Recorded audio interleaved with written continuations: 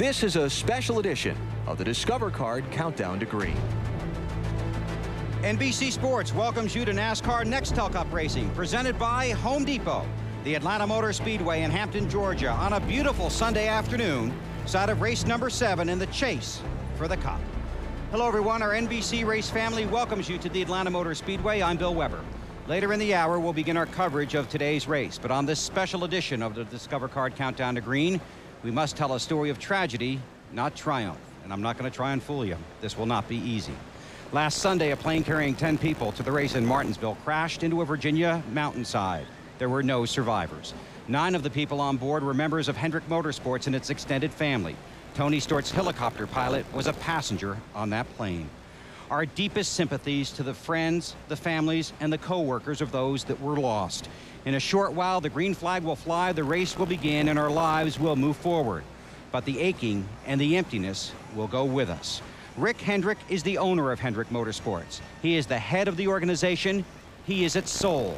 But last Sunday, his team lost its heart. What football is to Green Bay or hockey is to Detroit, racing is to Charlotte. Here, racing reaches out to almost everyone. And now everyone is reaching out to racing. For popular team owner Rick Hendrick, success was not built on performance. Success was built with people. What happens with that organization is you become family real quick. Our team was really in hock, really out of money, and Rick Hendrick stepped up and funded the last half of my championship run in 1989. So really, Rick has more. He always jokes with me, he's got a half a championship in me. I'd give anything to that man. He's just wonderful. Loves his family, loves his friends, and has had extreme success, and yet can sit down with you and talk about the smallest of things. And I think that's kind of the person we all want to be. And you know, he's certainly been somebody that I've looked up to for a long time. In NASCAR history, only 2 organizations have won more races than Hendrick. It is not just one of the most successful operations in motorsports, it is one of the most successful operations in all of sports. And now Rick and his storied franchise try to find a way to move on without 4 of his most valuable employees. He has influenced so many car owners, crew chiefs, crew members, drivers throughout the history of our sport, that it's almost as if there's a touch of Rick in every team. I have so much respect for what Rick has done for the sport and so much respect for him. He's a tough individual. He's been through a lot. Rick Hendricks is a survivor, and he'll keep going. John Hendrick became a familiar face in the racing world in 1997 when he agreed to help out his brother and take the reins while Rick fought health problems. John preferred the shadows to the spotlight, saying he was simply a short-term fill-in. His seen but not heard style in the garage led to speculation that John was simply a stand-in and not a decision-maker. That was not the case. I think, you know, he was truly the only guy that could have stepped in and done the job that he did because he immediately got the confidence of everybody there, and everybody respected him and looked up to him, and you know, when he said something, they listened. When Rick Hendrick returned to the organization in 1999, John stayed on as president. He had his 22-year-old twin daughters flying with him to Martinsville. The 3 were common traveling companions. Kimberly graduated from the University of North Carolina at Wilmington in May and was working in the business management field. Jennifer had just graduated from the University of North Carolina at Charlotte in August and recently started working in the marketing department at Hendrick Motorsports. Ricky Hendrick was the future of Hendrick Motorsports. He had both his father's name and his game. Ricky didn't just have racing in his blood, he had it in his heart. In his brief career as a driver, he won a truck race in Kansas in July of 2001 at the age of 21. He retired a year later after attempting a comeback following a crash in the Busch Series. He took a management role at Hendrick Motorsports and remembered racing against the talented 19-year-old Brian Vickers. He put Vickers in the car he used to drive, and the combination raced right to the Busch Series championship last season. You know, last Sunday was a sad day.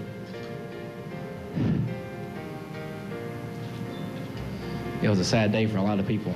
And, you know, obviously I lost a dear friend. He had that Hendrick quality that you can't really explain. To this day, the last time he saw me, he called me sir, and I just never forget that. He kept calling me Mr. Schrader. And I told him that finally. I said, listen, Ricky, we're going to have a terrible problem if you keep calling me Mr. Schrader. My name's Ken. He said, okay, Mr. Schrader. And it didn't matter if it was me walking by him, or it didn't matter if it was a cleanup crew from the racetrack. He always was so respectful and so polite. Jeff Turner started with Rick Hendrick in 1984. He worked his way up through the organization and was named general manager in 2002, overseeing the day-to-day operations of Hendrick Motorsports.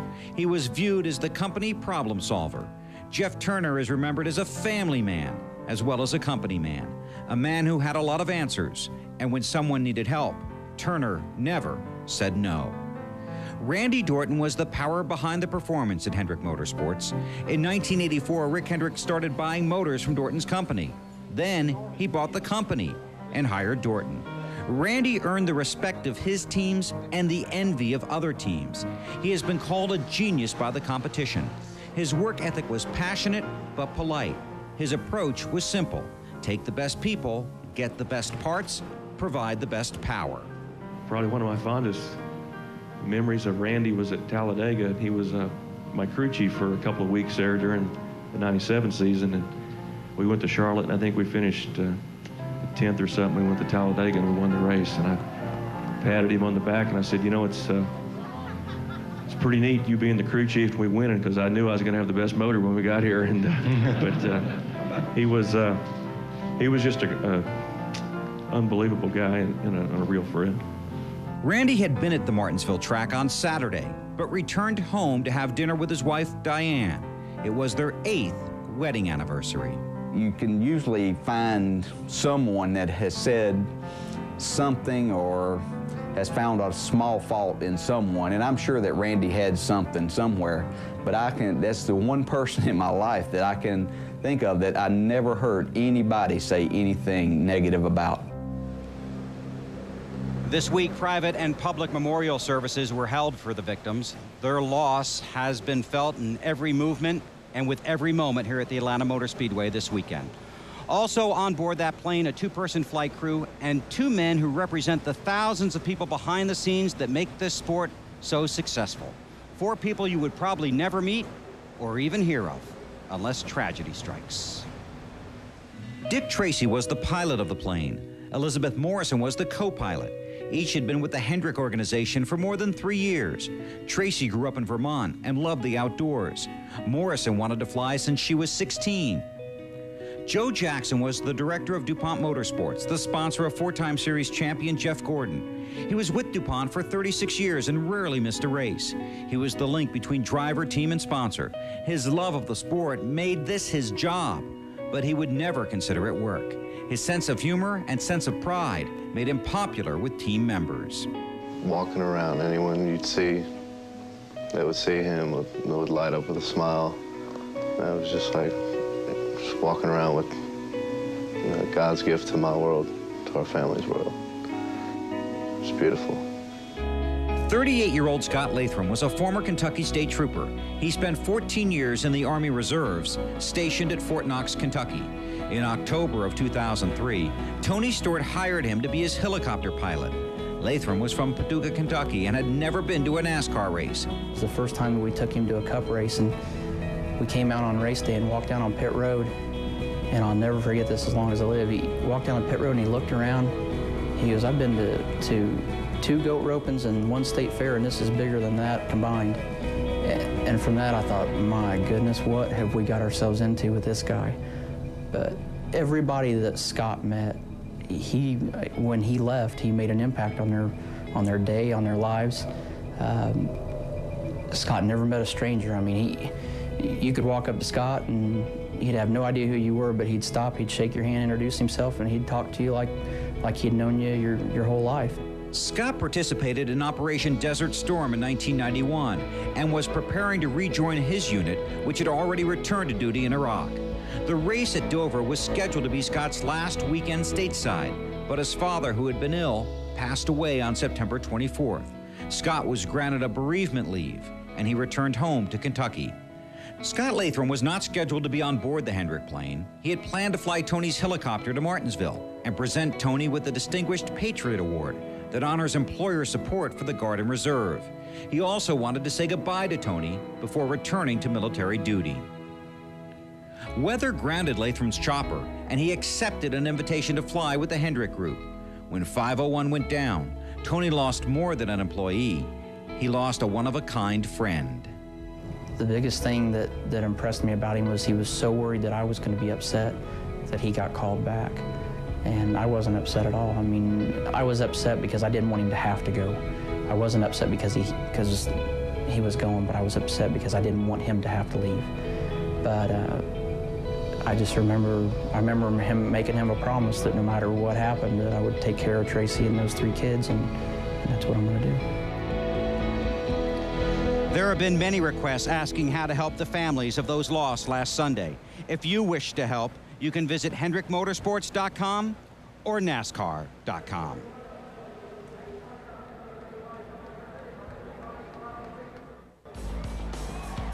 Discover Card Countdown to Green. Brought to you by Discover Card. It pays to discover. By Little Debbie. When you're on the go, nothing sounds as good as a Little Debbie single-serve snap kick. Unwrap a smile today. And by Wendy's Homestyle Chicken Strips, another reason it's better here.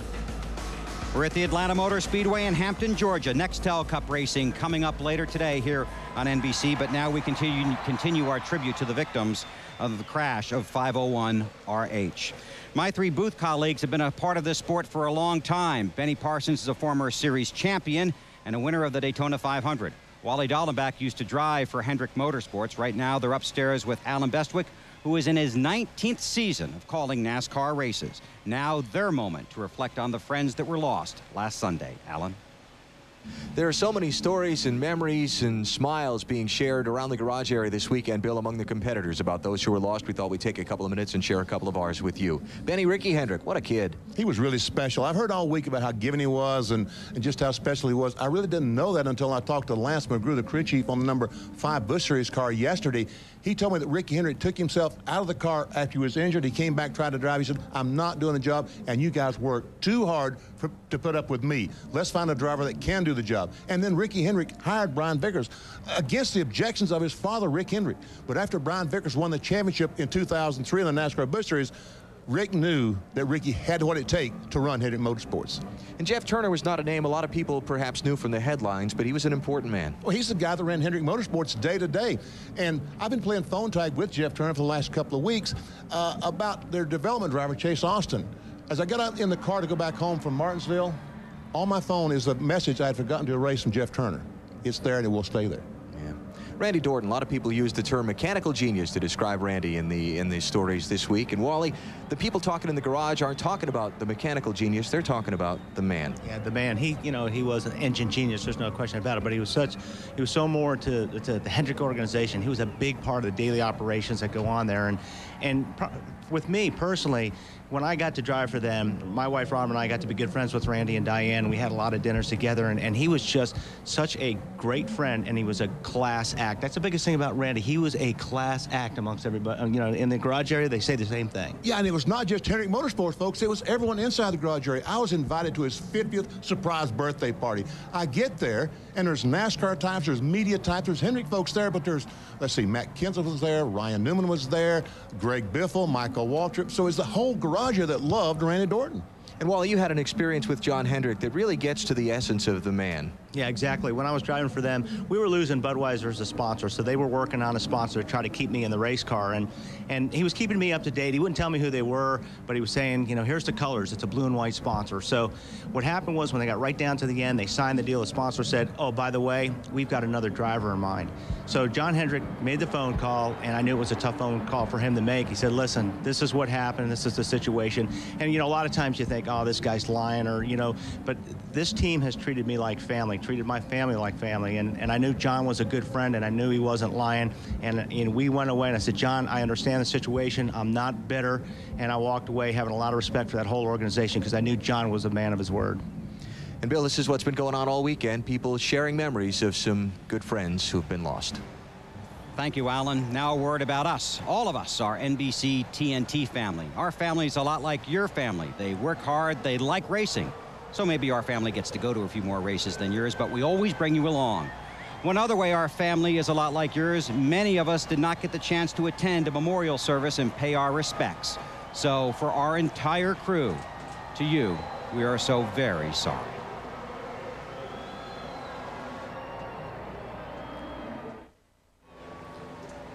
This is the parking lot for many race teams when they come to Atlanta. Terra Field right next to the track. Planes of various size, different types of power. Most teams have more than one. Many Sunday crew members travel on a charter service that flew into Hartsfield International Airport this morning and will leave from there tonight. Looks like fun, doesn't it? Flying on a private plane, and it probably is for a while. But for NASCAR teams, it is not a perk or a privilege. It is simply part of the job. Team executives, sponsors, drivers, and crew, members of the fleet nicknamed the NASCAR Air Force, that literally carries the sport across the country. Airplanes, we don't look at them as a luxury. We look at them as a tool. You have to have aircraft to get around and do the things we do. It's just getting to be too much between testing and racing. You've got people that are just on the road all the time. On race weekends, teams use smaller, more conveniently located airports for landing and takeoff purposes. Last Sunday, at least 27 planes planning to land at the Martinsville Airport diverted elsewhere. Some of the landing sites teams use are equipped with updated technology to assist the pilot. Some are not. It bothers me that we come to town with so much money for the cities and for the states, and we got everybody that comes and visits our facilities, yet we got good airports, but we don't have the best that we can have. Aviation tragedies have hit NASCAR in the past. Among them, former series champion Alan Kawicki and 3 others were killed in April of 1993 when their plane crashed while flying to the racetrack in Bristol, Tennessee. Davey Allison lost his life when the helicopter he was piloting crashed at the Talladega Speedway in Alabama. There are no hard numbers regarding how many planes are put in the air on a race weekend. It can vary by race and location. Over 200 on an average weekend, maybe as many as 700 for events like the Daytona 500 and the Brickyard 400 at Indianapolis. As much as anything, they're for us having some time with our family, that we can either get them to the track or we can get back home sooner. And it's a necessity. You know, certainly it's somewhat of a luxury, but it's more of a necessity if you're gonna have some type of normal life, whatever that may be defined as. Driver introductions underway at the Atlanta Motor Speedway. A moment ago, Jeff Gordon introduced to the crowd here at Atlanta, representing his team and Hendrick Motorsports. When the Discover Card countdown to green continues from Atlanta, we'll go out to the starting grid. You're watching NASCAR on NBC.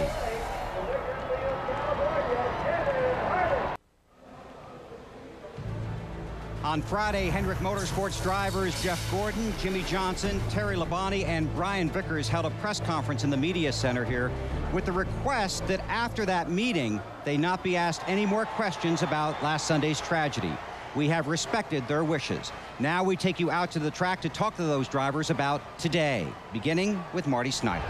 Bill, Jeff Gordon has 4 championships with Hendrick Motorsports, including a lot of celebration at this racetrack. Jeff, how about today? Yeah, you know, we're hoping for another good one. You know, Hendrick Motorsports and this DuPont Chevrolet team has never been so driven and ready for a race or for a championship battle as I think we are right now. So we're going to give it everything we've got today and every race from here on out. Matt Yoakum. Jimmy Johnson seems to run well wherever this series races, but especially on these mile-and-a-half tracks. And today, you're trying to do something you've never done, at least on pavement, and that's win 3 in a row. We'd really like to do that, obviously. You know, we've had a great 2 weeks, and last week it doesn't even seem like we raced with the loss of our close friends and everything that we've been through. And once again, I just want to say that my hearts are out to all the families, and hopefully we can win today. But if not, we're going to put in a good, solid effort and just do all that we can. And this team is very capable of winning 3 in a row, and we'll just see what can happen today with this Lowe's team. We'll just give it a good shot. 6 wins this season, chases win number 7 this afternoon. To Dave Burns.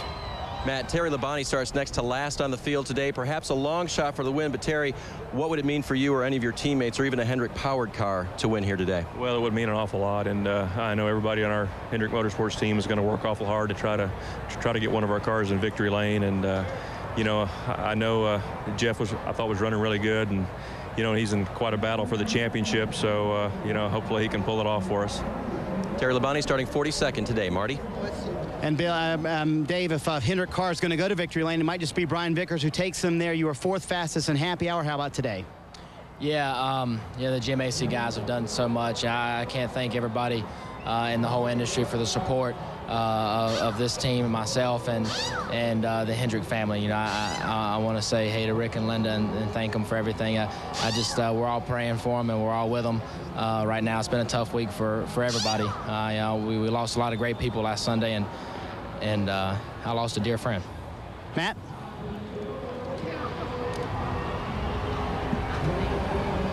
Brian Vickers with his hat on backwards, a tribute to Ricky Hendrick, who also did that at the Busch Series Awards banquet last year after his man, Vickers, won the driving championship.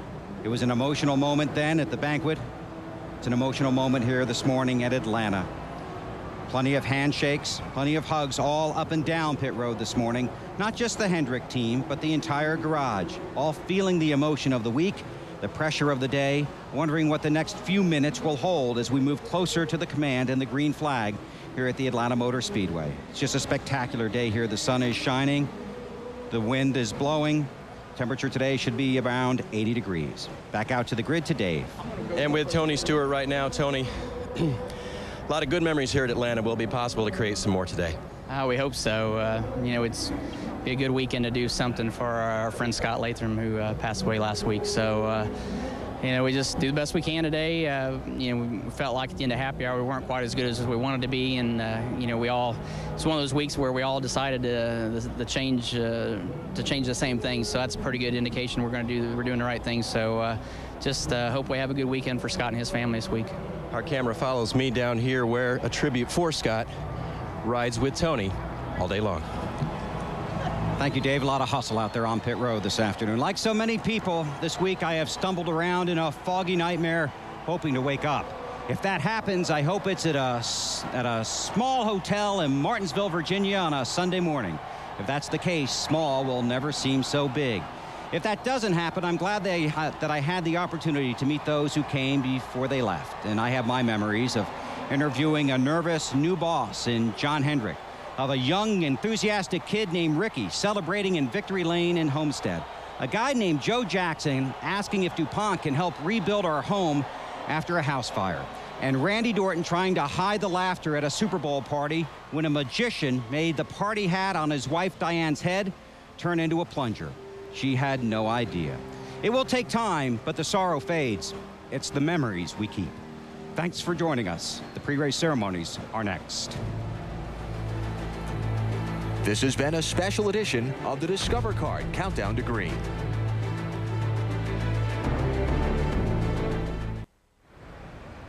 Our NBC Sports coverage of NASCAR continues from the Atlanta Motor Speedway in Hampton, Georgia. Now let's take you trackside and join today's pre-race ceremonies. And now, ladies and gentlemen, at this time, would you please rise and remove your hats as the United States Air Force Color Guard present our nation's colors. And please remain standing and welcome Bill Brannon, Atlanta Motor Speedway track chaplain, as he delivers today's invocation, followed by a moment of silence.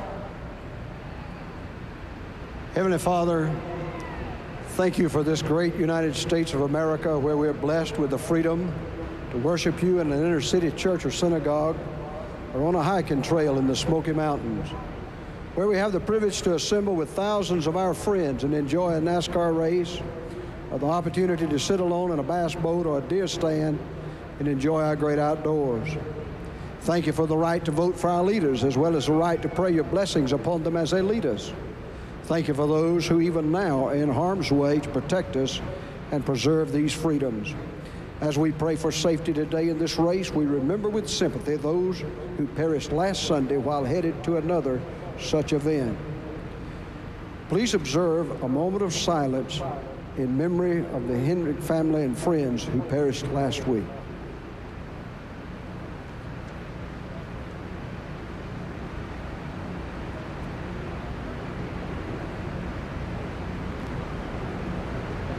In Jesus' name we pray, amen.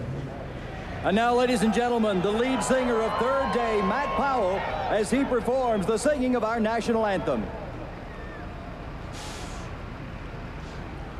Oh, say, can you see by the dawn's early light what so proudly we held at the twilight's last gleaming, whose broad stripes and bright stars through the perilous fight o'er the ramparts we'd watched were so gallantly streaming, and the rocket's red glare, the bombs bursting in air, gave proof through the night that our flag was still there.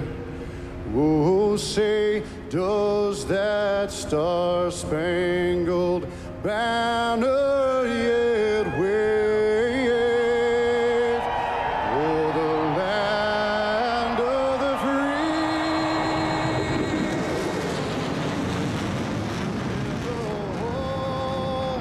of the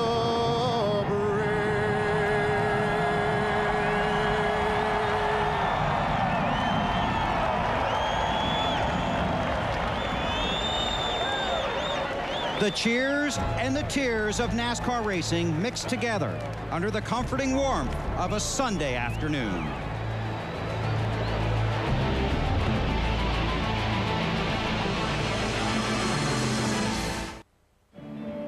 Elliott Sadler could not see through the smoke.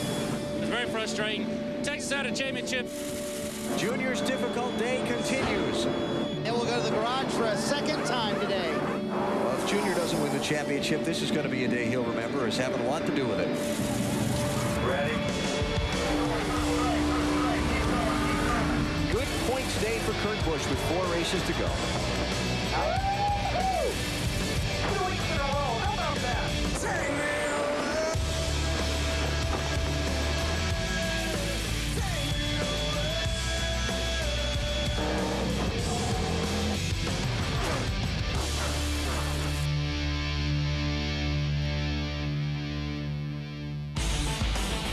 NBC Sports welcomes you to NASCAR Nextel Cup Racing from Atlanta, presented by the Home Depot.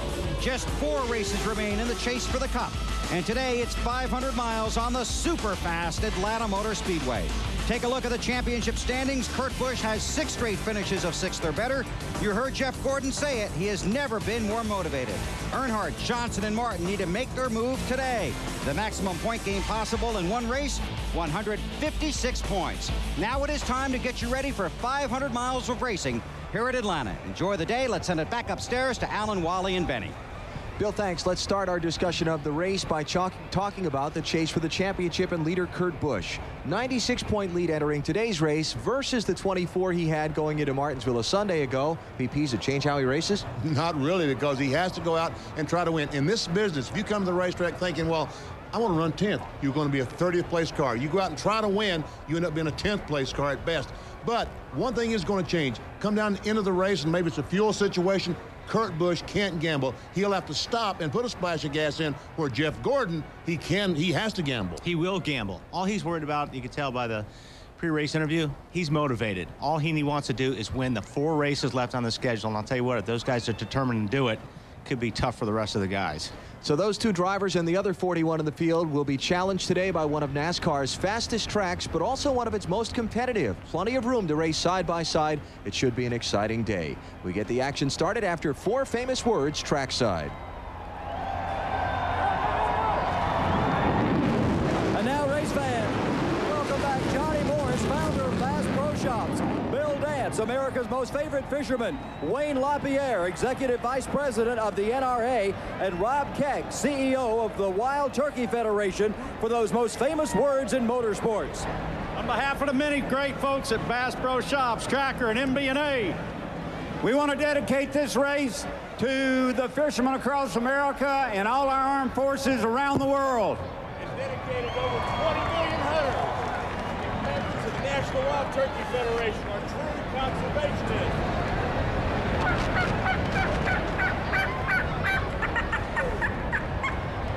Gentlemen, start your engines!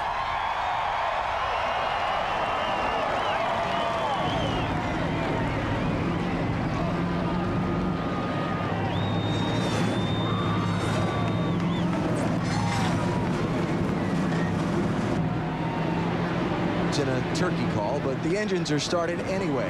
Tricks or treats today for the Nextel Cup Series drivers? We'll find out after 500 miles in Atlanta. You're watching NASCAR on NBC.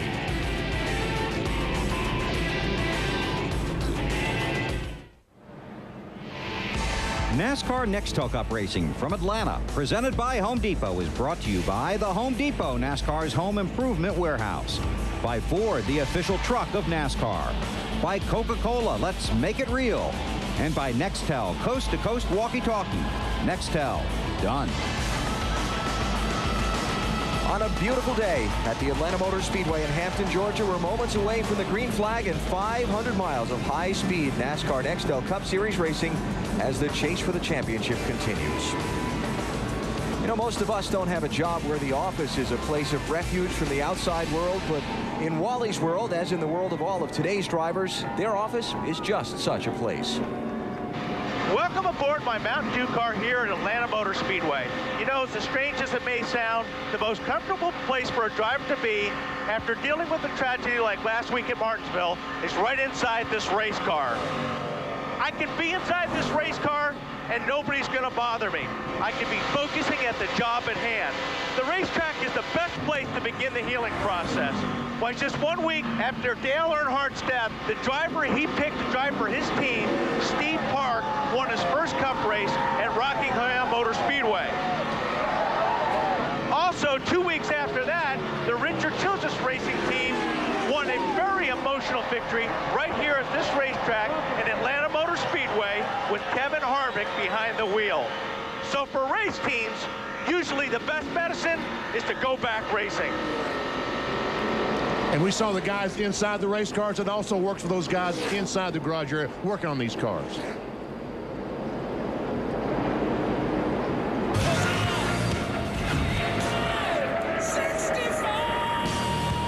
Let's talk about qualifying. Budweiser, the official beer of NASCAR, proud to sponsor the Budweiser Pole Award, given to the fastest qualifier in each NASCAR Nextel Cup Series race. What can you say about Ryan Newman? 8th time this season. He lit him up in qualifying. 4th overall at this track. Budweiser congratulates Ryan Newman for this weekend's race, the latest Budweiser Shootout eligible driver. They don't call him Rocket Man for nothing. Or Front Row Joe. You're Front Row Joe on the outside. Carl Edwards, man, he keeps qualifying running good, doesn't he? It's his first top 10 start in his 10-race career.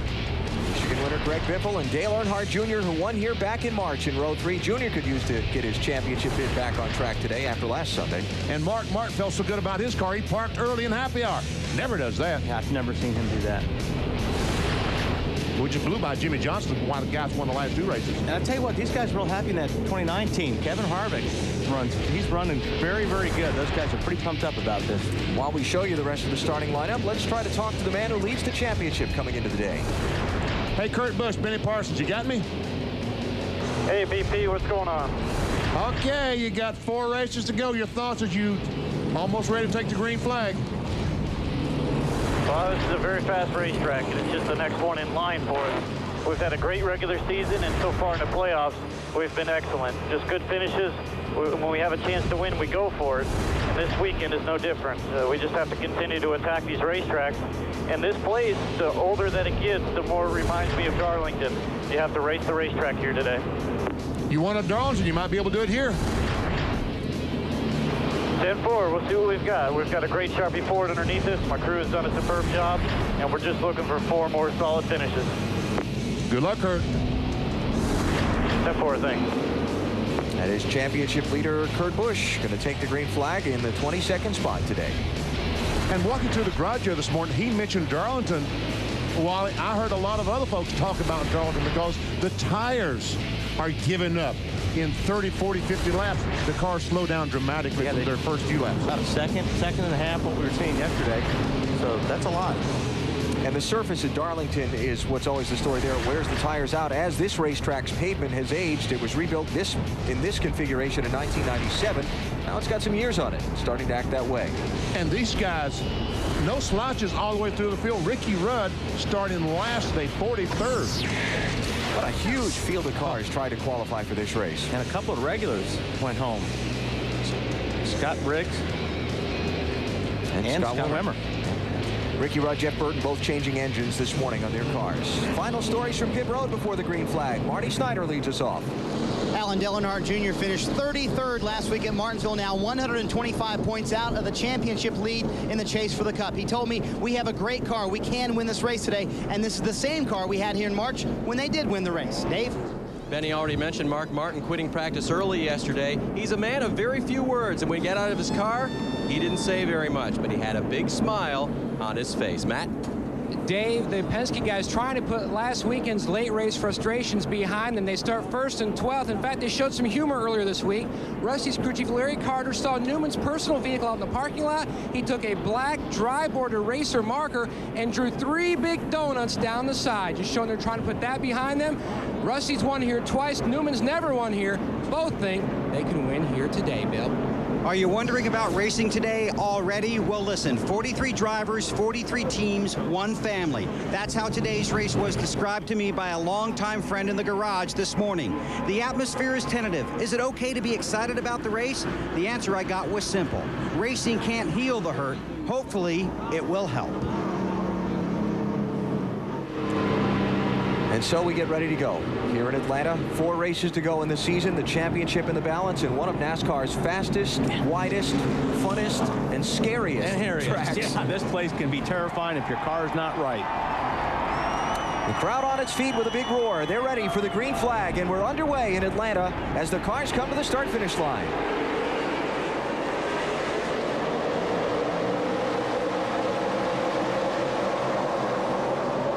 Newman may have had a little bit of trouble there in the start. Man, look at front row Joe go. Newman about to lose second spot. Robbie on the outside. Wow.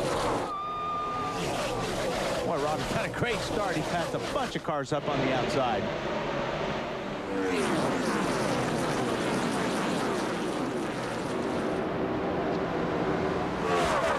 And this is what the greatest thing about this racetrack. We see the cars bottom, middle, top, all making good speed. Nemechek led lap 1, but how much longer?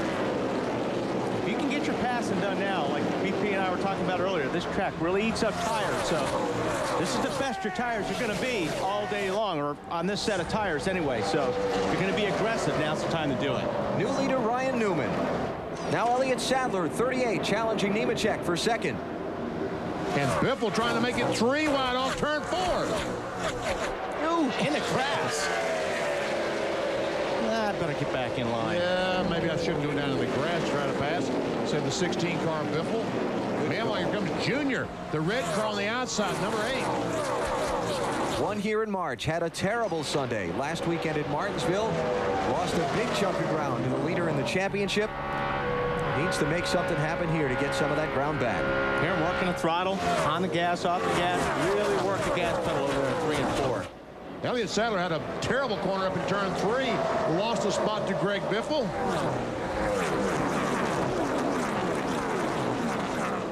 These guys will start searching around and seeing where the best part of the racetrack is going to be for them, where their car works the best. High, low, in the middle. Check out Carl Edwards, that 99 car, trying to go by Junior. It's a race for 5th place, BP.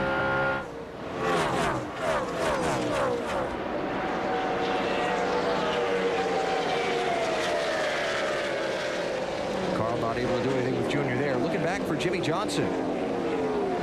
Wow. Won the last 2 straight races. Well, he's around there someplace. Well, he's in 8th spot. There he is. What's going on with Jimmy Johnson, Bill? Well, obviously, Wally trying to make his way up through the field. The garage and pit road overflowing with emotion before the green flag. Chad Knaus, one of the leaders of Hendrick Motorsports, is Johnson's crew chief. His words before the start of the race. But just like what we talked about today in the meeting, let's go out there, do our jobs, have a good time. You guys have been doing an incredible job here the last month or so. Very, very proud of you to stick through the tough times, holding together through the even tougher times, and winning these races. You guys are incredible. Let's go out there and have a real good time today, have some fun. We got great seats for this race, got a great driver and a great car. I talked to Chad in the garage this morning. His car good, his team focused. Obviously, they would love to pay their tribute in victory lane after this race, right behind his teammate in the 24 on the track. Jeff Gordon sliding around Jimmy Johnson to pick up 8th. Jimmy back to 9th. And Wally and I both talked to the crew on the 24 car this morning, and they felt like the car was not fast enough to win. They wanted to make some changes. Jeff Gordon called and said, hey, don't touch it. It's comfortable. And comfortable means a lot at this racetrack, because this place, if your car, the scariest part about Atlanta is if the car is loose, especially if it's loose when you turn down in these corners, because you're running 190 miles per hour getting into the corners. And I'll tell you what, it gets your attention when these cars go sideways getting into the corner. So Jeff Gordon was like, I like it comfortable, keep it like this. Hopefully they'll come back to us. Brian Vickers. Sorry, Alan, 25 car going by Kevin Harvick at 29. That'll be for 10th place. So Vickers moving forward from 13th where he started. And while you talk about a loose race car is one that when you turn it left, the back end wants to turn farther left than the front. Yeah, you're almost afraid to turn the steering wheel, because when you turn the steering wheel down in the corner, the back just slides out on you. And man, like I said, when you're going fast here, as fast as these cars are going here, you got to be very careful with that steering wheel if your car's loose. You see, Biffle had taken over the second spot from Joe Nemechek, but now down the backstretch, Nemechek in the 01 trying to take it back. Elliott Sadler right there in the 38 with him. The 16 car Biffle slides up just a little bit, just enough to give the advantage to Joe off the corner. But you run that high groove, you normally have a little bit better run, a little bit better horsepower getting off the corner. Junior going to mix it up with these three as well. Marty, these drivers love this racetrack because they can race.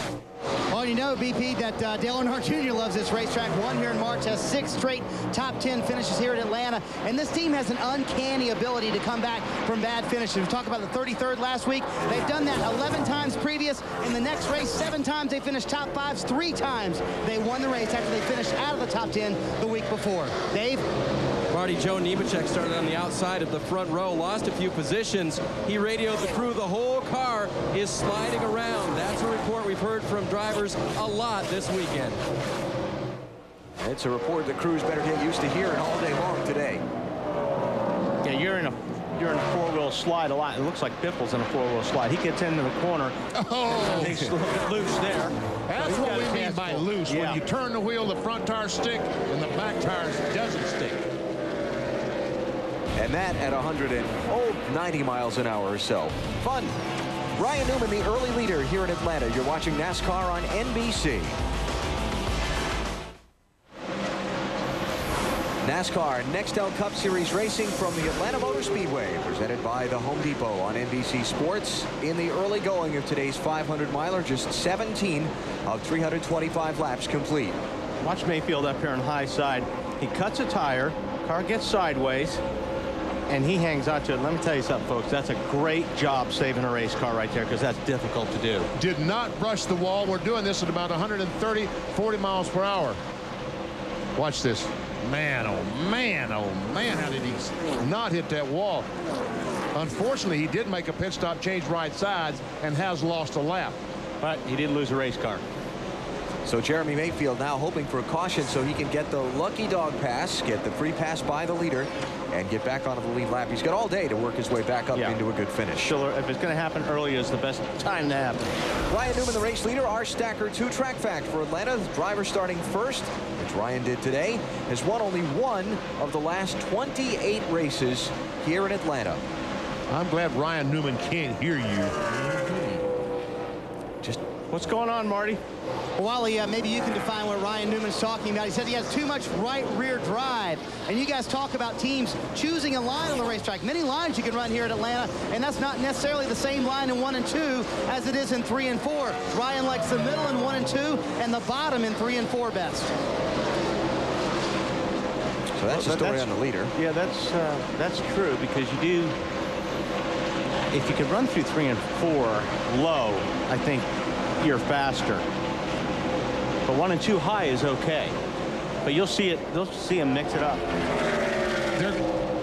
It's just wherever your car works best. Some guys, it work better low in 1, high in 3 and 4. Other guys, low in 3 and 4, high in 1. Jeff Gordon up to 7th. Challenge there by Tony Stewart, Bill. And going to be interesting to watch that 24 car coming off the race at Martinsville. Remember how much difficulty they had actually falling off the lead lap, getting the lucky dog, coming back for the good finish.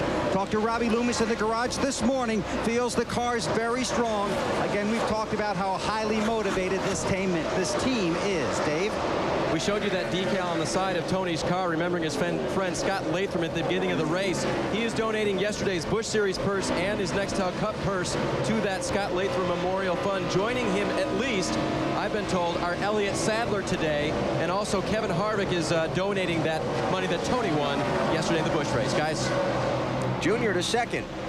And just to follow on what Dave was saying, the driver under contract with the team gets a percentage of the car's winnings in a race today, and those drivers donating their percentage of the winnings to those memorial funds. It's very nice of them. Very classy. How about Junior? Moving early. And I talked to Tony Eury's senior and junior this morning, and they were very optimistic. They had a good race car that Junior could, in fact, win today. Coming up behind these two in 4th place now, young Carl Edwards. Look at that, man. He's hanging right there. He has done a great job so far this year, Matt. Wally, the best Roush car at the moment, running in the 4th position. They had planned on testing here in Atlanta, but Mother Nature had different ideas. So they had 2 teammates that tested here, banked a little bit of information off of both Mark Martin and Matt Kenseth. They went to Darlington instead. This is a brand new race car. He says it's a little snug through the center of the corner, meaning a little bit tight and loose on exit. He's very pleased with the way this brand new race car is performing, guys. And look at Robbie going. You can't get any higher than that red and white 31 car he's running around the racetrack. And he's going well. He's running in 5th position. Yeah, watch him up in 1 and 2. Last couple of times anyway, up in 1 and 2. He has been right up on the top. Yep, he hasn't let me down either. No. He is right on the top of the racetrack. Man, what's he saying, Marty? He's saying, I think he's crazy, don't you? That's awfully high, don't you think? He tried it at about lap 7. He said, I'm going to try the high line. And I saw a little bit of it in practice yesterday. I liked it. And then he tried it, came back on the radio, said, I'm going to stay here for a while, guys. Obviously working for the 31. I like that paint scheme, don't you, Wally? Oh, I think that is the coolest looking paint scheme on that car. I told Richard Childress this morning, I said, man, that car looked great on the racetrack. Kind of looks like one of the old STP Petty machines in the 1970s. Carl Edwards going after 3rd on Elliott Sadler. 99 car not able to pull that pass off. You know what I like most about Carl? He's so new and fresh and appreciative of the opportunity to be in Nextel Cup Series racing. Every day is like a day in the candy shop for a kid for him. What's up with Biffle, guys? Well, the 16 car of Greg Biffle, Benny, just no handle to it at all. He had to come in under green. Going to put a rubber in the left rear to try and improve the handle of the race car. But his terminology basically explaining that car is more than just a little bit loose. And you know what, Phil, we talked about it. There's a lot of times the driver will hang on to it until a pit stop. You can't do it here in Atlanta. And these cars are just too scary when they're not working. And you're exactly right, Wally. That's what they told him. Just hang on. We'll fix it at a pit stop. Well, they did pit, but it wasn't under yellow. They had to do it under green. NBCSports.com. More on NASCAR there for you. BP previewing every Nextel Cup Series race, revealing top drivers to watch, picks to win, and so forth. Plus, I'll tell you what Kurt Busch has to do, in my opinion, in order to lock up this championship over the next 4 weeks. Ryan Newman, the early leader here at Atlanta in the Bass Pro Shops MBNA 500. Sunny, breezy, warm just outside of Atlanta, Georgia. 33 laps on the board. We're early in this 500-mile race, but it is already time to take you through the field. Tires are going to be a big factor. Pit stops could happen at any time. We've already seen Greg Biffle stop once. Let's start up front with the 12 car of Ryan Newman and Marty Snyder, who started up front, Bill, then lost a couple of positions on lap 1, then has now come back and retaken the lead. Too much right rear drive means Ryan is loose off the corners. He finished 3rd last week at Martinsville, hoping for another top 5 today. Dale Earnhardt Jr. very happy with the chassis. A little bit loose and a little bit off of the corner. Loose as well for Dale Earnhardt Jr. currently in 2nd. His dad won here 9 times, more than anyone. Junior trying for Atlanta win number 2. Matt? Since taking over this 99 car from Jeff Burton, Carl Edwards has been awesome, and that's what he says about this race car. He said, I really wouldn't change a thing. It's a little free. He's had 5 top 20 finishes in this car, working on his first top 5, Dave. Elliott Sadler started 3rd today. He's dropped back to 4th now, reporting into his crew. It's tight going into the corner. It's a little bit loose into the corner, a little bit loose off the corner. They'll try to adjust that on their first pit stop. Marty? It became official on Tuesday that Robbie Gordon will not be back with Richard Childress Racing next year. He started 14th. He's in the 5th position, sticking to the game plan of being on the top of the racetrack. Car just a little bit too tight on the bottom. Matt? Mark Martin still has hopes of a championship. 4 times he's finished 2nd. They feel like they still have a shot, even though they're 224 points out. They know they've got to run the table and win all of them. He says this car, near perfect. Do not change a thing on our stop, Dave. I talked to the 20 crew this morning, asked them when they got the car right yesterday in practice. They said, not sure that we did. Right now, the car for Tony, he reports in a little bit loose into the corner, tight in the center, and loose off. Weber? Jimmy Johnson in that 48 car in the press conference here on Friday. It was a very soft-spoken Jimmy Johnson who reflected on the events of last Sunday. He hopes to do his speaking on the track, going for his 3rd straight win. So far, so good. Matt, about the 29. Running in the 9th position, Bill. Earlier in the race, he said the car was tight, tight, tight, he yelled on the radio. Now he also says it's loose on entry. They had a great race car here in the spring, and then race day, it went completely to junk. They made no changes this morning to this car, Dave. This week, Nemechek's press release read, Nemechek starting 2nd tour of duty in the Army car. It was right here at Atlanta last year when he assumed the driving duties for the 01. He finished 10th that day. That's where he runs right now. Bill? Well, Matt Kenseth is having a spectacular ride. Started deep in this field. I talked to his crew chief, Robbie Reiser, this morning. He said, we're going to finish 39th. I said, I'm going to come back to you at the end of the race and say, Robbie lied to me this morning. So far, it looks like maybe he did. As for the 24 of Jeff Gordon, obviously, he's the spokesperson for this Hendrick organization. Played a big role in the press conference on Friday. Wants to get to victory lane, but his car has gone from tight to loose to what he just described as wicked loose. Dave? Championship leader Kurt Busch in the 2nd to last race with the Sharpie colors. Last report, loose in, loose off. Don't want a loose race car here at Atlanta. The 2-car of Rusty Wallace has talked to his crew just a little bit so far today, telling him that his car also is loose in. Again, a condition that is probably the worst you can have here at Atlanta. Bill?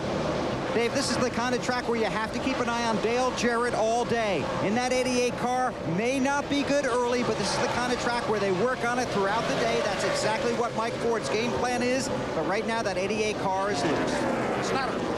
Weber here in March. Casey Mears had an outstanding run, leading 37 laps and getting up front. Today he started 32nd. Now he's in the 16th position. Car just a little bit too loose for Casey, so he needs more overall grip. Matty? Marty, his teammate Jamie McMurray, had a great car here in the spring. The engine failed, ruining his chances for victory to add another trophy. He has a Busch win here, trying for a Cup win. Donnie Wingo, his crew chief, told me his biggest concern today, loose race car. Guess what? Jamie says the car is bad loose, Dave. Matt, before he got in the car, I asked Michael Waltrip what he expected today. He said, you know, I just don't know because we were not that good in practice, kind of gambling on setup. But look at this, started 40th, and he's running an 18th. Car just a little bit tight, but Michael running the bottom line. He never does that, Weber. Brian Vickers in the 25 car, very quiet on the radio, has been getting the lap times. Car not as strong early as they were hoping, but Vickers hanging on. Been a very emotional week for Brian, as he talked about on the Discover Card Countdown to Green. Obviously trying to get that car to handle a little bit better. Dave? Before the green, driver coach Buddy Baker told his driver Brendan Gaughan, run that low line as long as possible. and then start going high in 1 and 2. 3 and 4, I think are going to stay on the bottom mostly all day, and there he goes, high through 1 and 2. Bill? That 21 car, Ricky Rudd, is running a car that his crew chief, Fatback McSwain, told me has brand new geometry to it. It's something that he wanted to try. They were very disappointed on Friday, found something after qualifying, good on Saturday. Fatback said we could be pretty good this afternoon. Upstairs. Last to 21st. We're seeing a lot of guys come from the back to the front the opening laps here. Got to take over 20th here as he pulls up behind Brendan Gaughan. The unfortunate thing about that is, as these guys go forward, some guys are going backwards as well. Yeah, that's not too good. That's how this business works. Kenseth, Michael Waltrip, Ricky Rudd all coming to the front. Tell you what, there's the guy that right now is moving, Mark Martin, that 6 car. He's up behind Junior and goes by him into the 3rd spot, and every time I look on the scoring monitor, the 6 car, the fastest car. Our Miller Lite race fact, it's kind of a quirk about this racetrack. There was a pattern for a number of years where the driver who won this race at the end of the season went on the following year to win the championship. It's happened 11 times. Let's see who wins today. Maybe something to keep an ear out for as we go through the 2005 season. As we come back to the Atlanta Motor Speedway, there's a new leader. A new sheriff in town is Carl Edwards, a 99 guy. Newman is hanging on. He was loose getting into the corner. Got loose right there. That was all Ryan needed, I think, to go. You know what, Carl? You can have it. Go ahead. What are they saying down there, Matt? Wally, remember the first time you ever led a Nextel Cup race in your career? Yeah. Today is Carl Edwards, lap 50. First time he's ever led a Cup race. Well, says this cool car is awesome. As you can tell, he's yarding them out front right now. It's a pretty great feeling, too. Did he give him a big yahoo when he did that, Matt? BP, all professional. He's just hunkered down, digging. All right.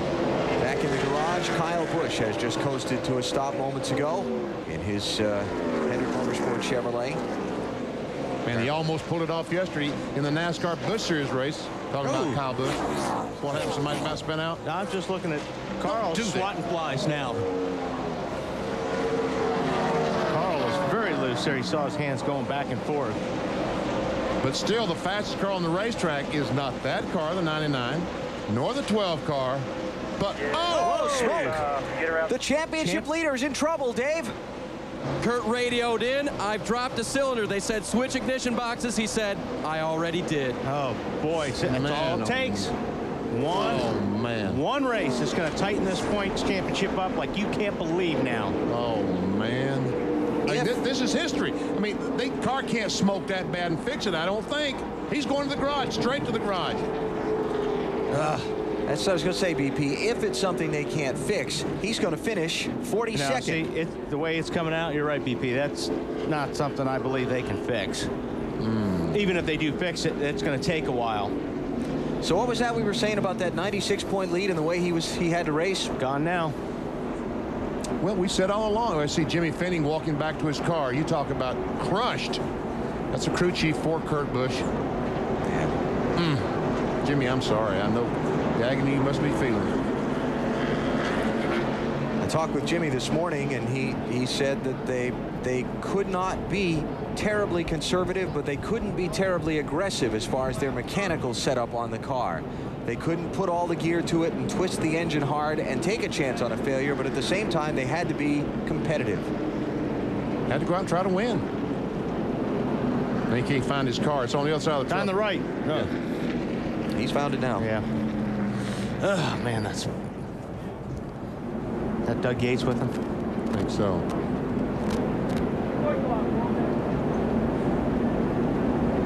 The Roush Yates engine program, of course, the Ford power teams combining earlier this year to develop engines together. It's been excessively successful for both operations this year. You see Kurt's out of the car right there already, so. Get the engine box. They have a special toolbox to work on the engine, and that's what they're going after now, Dave. And they do lean in there. You were right. That certainly is Doug Yates looking it over with them as well. And Jimmy just talking to Kurt right now. Again, the report from Kurt was very quick, and the suggestion on switching ignition boxes sometimes a fix. It was already done. Bill? The team's on pit road. Jimmy Johnson has the first pit stall as you come off of turn 4. His car has been tight. Crew Chief Chad Knaus on the radio said, make the changes we talked about. They never talked about the changes on the radio. It's a major wedge adjustment for the 48, Matt. Bill, they're going to pull a tear-off the windshield for Carl Edwards. Says the car perfect, no adjustments. He just needed a bag of ice to Dave. 38 car of Elliott Sadler said, I cannot get in the gas at all. That's how loose the car was. They already made a chassis adjustment for tire change. Marty? Dave, Ryan Newman loose off the corners, hits pit road, running second, middle of your screen, 1 round of wedge in the left rear, 4 tires is the change for Ryan Newman, and they will win the race off pit road. Nope. Dave?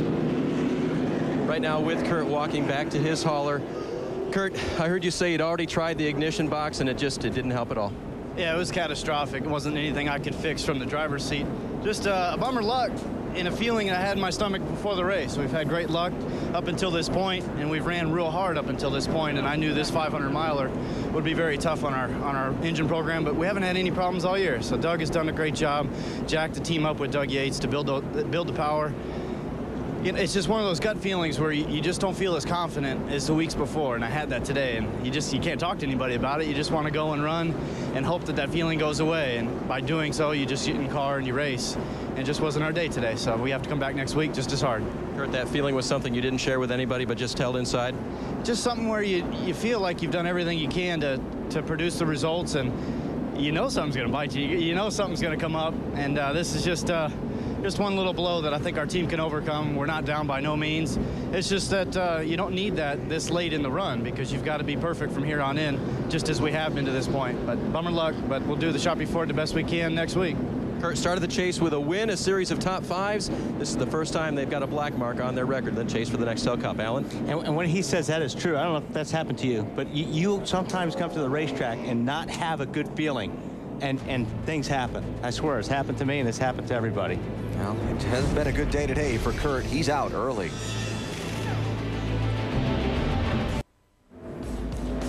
In an instant, the picture in the chase for the Nextel Cup changes here in Atlanta Motor Speedway today. Kurt Busch said catastrophic. That's just what happened to his points lead. Oh, man. He goes from 96 in front to 5 behind. Jeff Gordon goes in front. By the way, who won the race in Atlanta last fall? Yeah, that was Jeff Gordon. Oh, really? Going back to the thing about the guy winning the Atlanta Fall race, winning the championship the following season. 11 times in a row? Not 11 times in a row, but 11 times. Okay. Wow. We'll see. So the big twist in the chase for the Nextel Cup, Kurt Busch in the garage, Jeff Gordon now the leader as they run. Our NASCAR Busch Series update, Matt Kenseth held off an extremely determined Kyle Busch in the final laps yesterday here at Atlanta to score the win. Their championship, Martin Truex Jr. with a pretty substantial lead with 3 races to go, though as we've just seen today, that lead can disappear quickly. Anything can happen. They race in Phoenix next Saturday. Under caution for the first time here at Atlanta today after Kurt Busch, the championship leader, lost an engine. They're still cleaning up.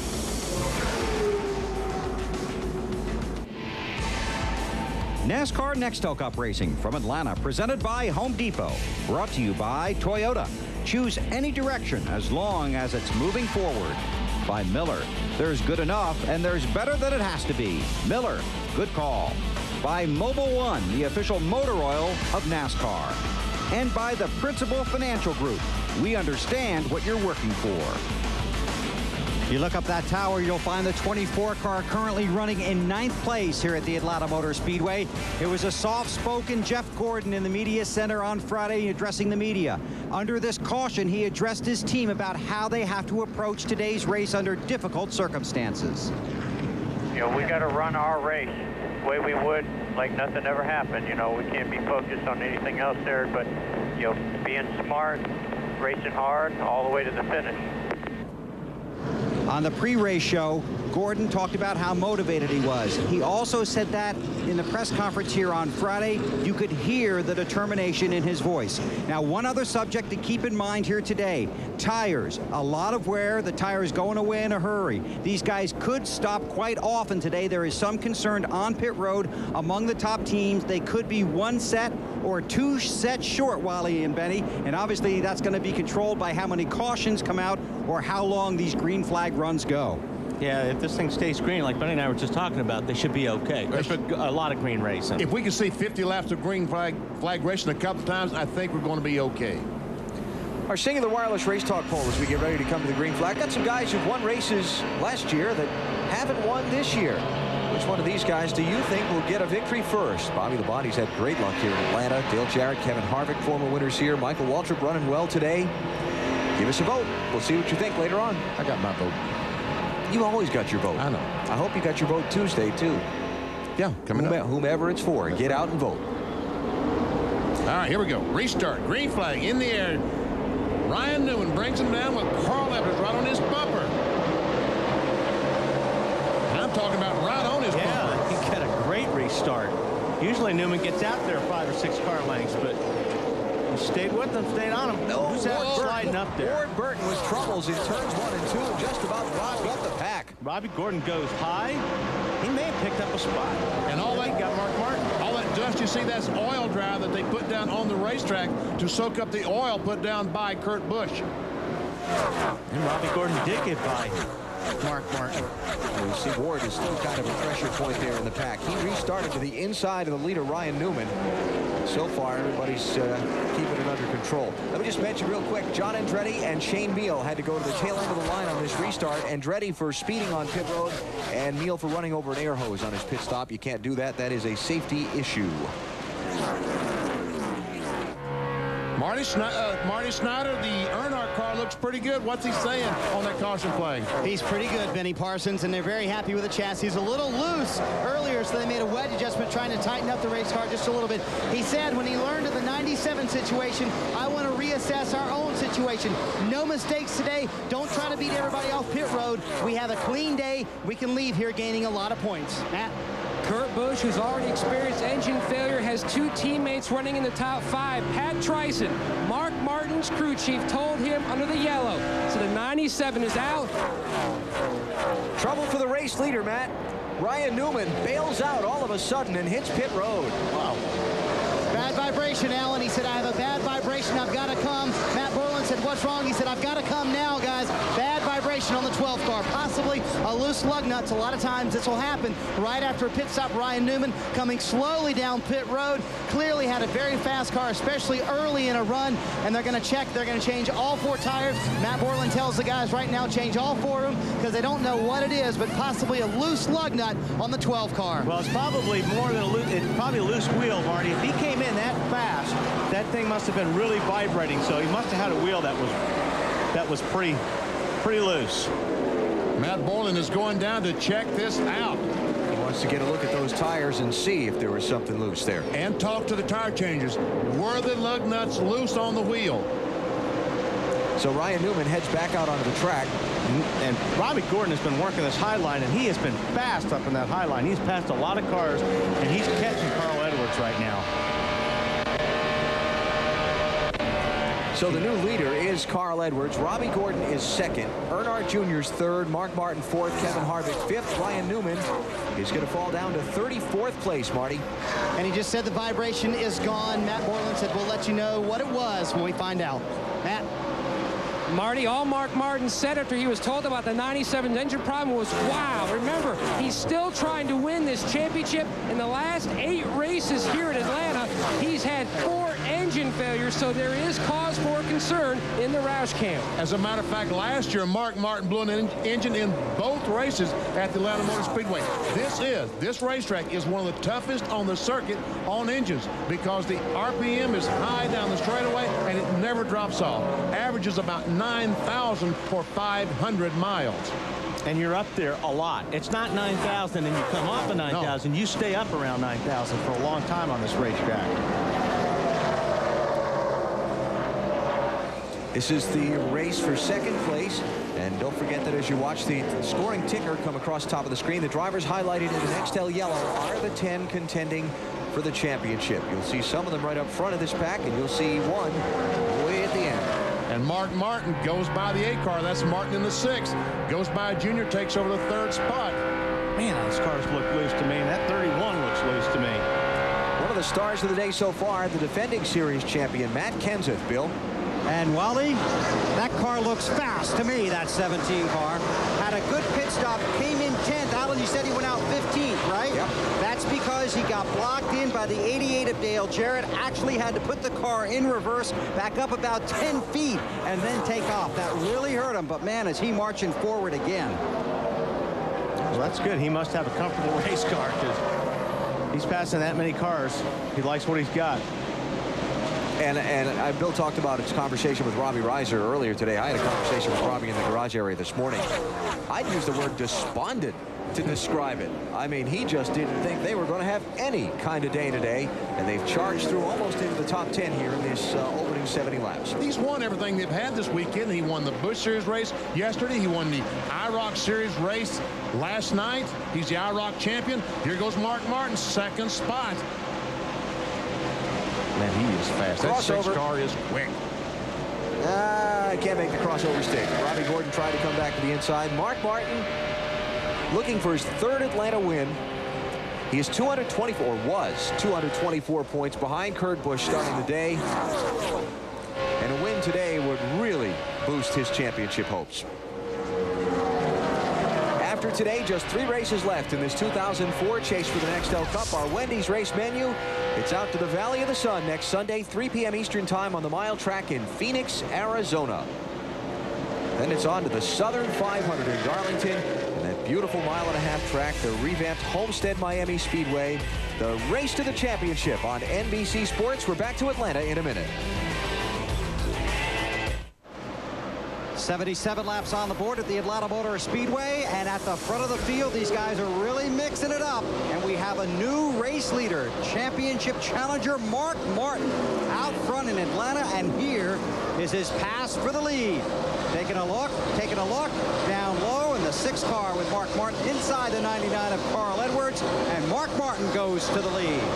So Mark looking for his first series championship after being a runner-up 4 times in the standings. Let's take you through the field. We'll start with the 6, and that means Matt Yoakum's got it. Mark Martin came on the radio and said, tell the 99 I need 5, meaning he needs 5 bonus points for leading a lap. Carl Edwards went high, led him by. Marty? Matt, Robbie Gordon is going to the front using that high line. Car was a little too tight last time. They took a round out of the track bar. That should loosen it up quite a bit, and it's done it pretty well for Robbie. Very happy with the chassis on this run, currently running in 2nd. Dale Earnhardt Jr. running 3rd on the racetrack, comes in here 3rd in the championship, knows he can make a big gain today. They are very good in the middle of the run. Car just a little bit too loose for Junior. Matty? Carl Edwards called for no adjustments on his first stop. He is drifted back to 4th. He says the car has picked up a push in the center of the corner. He's been searching around, Bill, trying to find a different line to help that car. We saw the wedge adjustment both sides on the 48 car for Jimmy Johnson. Now the driver has reported that car is tight. Johnson, another chaser. Matt? Bill, earlier in the race, Kevin Harvick was complaining that the car was loose and tight. They worked on the tightness in the center of the corner by making an air pressure adjustment. Dave? Rusty Wallace had 3 things he didn't like about his car when he came into pit. They took down the air pressure and everything but the right front, made a track bar adjustment, and now he only has 1 complaint, just a tick tight.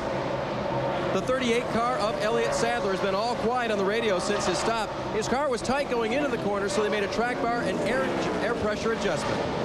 The 20 car of Tony Stewart, the entry is a little bit solid, he said just 4 laps ago. The center is a little bit tight. The exit, it's still loose, guys. Weber?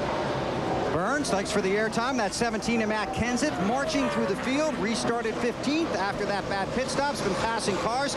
He also has 4 new tires in his pit, mounted on the wheels of the 99. Marty? Bill, here comes Casey Keene in 11th. First time we've talked about him all afternoon long because he started way back in the field, had a long way to go. His car was a little too loose to start last time. They made an adjustment for it to come in earlier. It's come in nicely now. He's very fast. Matt?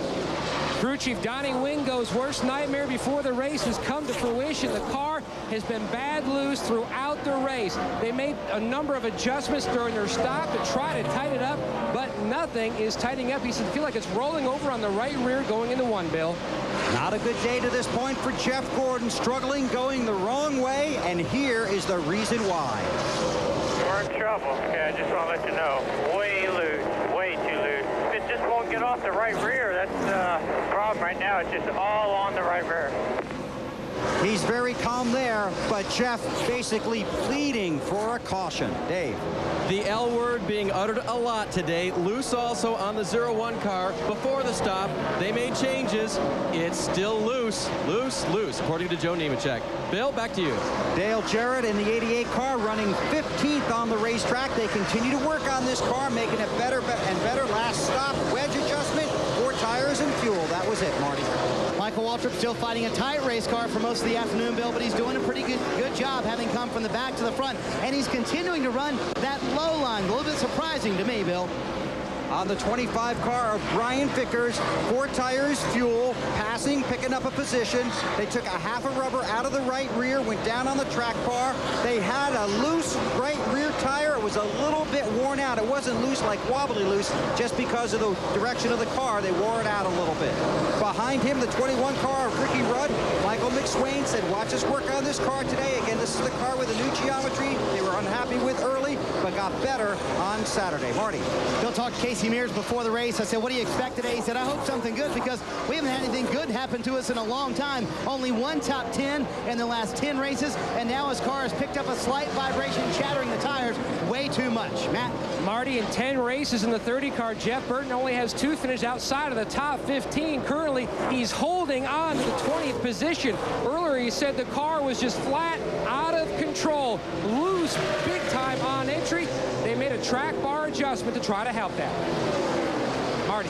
Matt, on the 12th car of Ryan Newman's, the report from Matt Borland, the tires were up, the wheels were tight. They have sent those 4 tires to Goodyear to check and see if the balance was correct on those 4 tires. Now, we've seen this movie before, Ryan Newman being down the lap and coming back to win a race, so they are not out of it yet. Alan?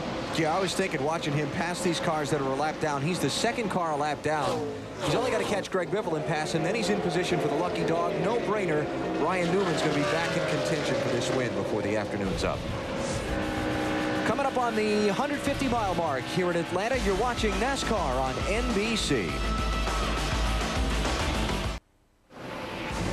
From the Atlanta Motor Speedway, it's NASCAR Nextel Cup Series racing presented by the Home Depot. Beautiful, sunny, warm afternoon, and an interesting twist in the chase for the Nextel Cup when Kurt Busch went out with an engine failure and will finish 42nd today. There is one of the title contenders out in front. Mark Martin, the leader, looking to take advantage. And has a little bit of over 2-second lead on Robbie Gordon. He goes by Mark Truex Jr., the 1 car.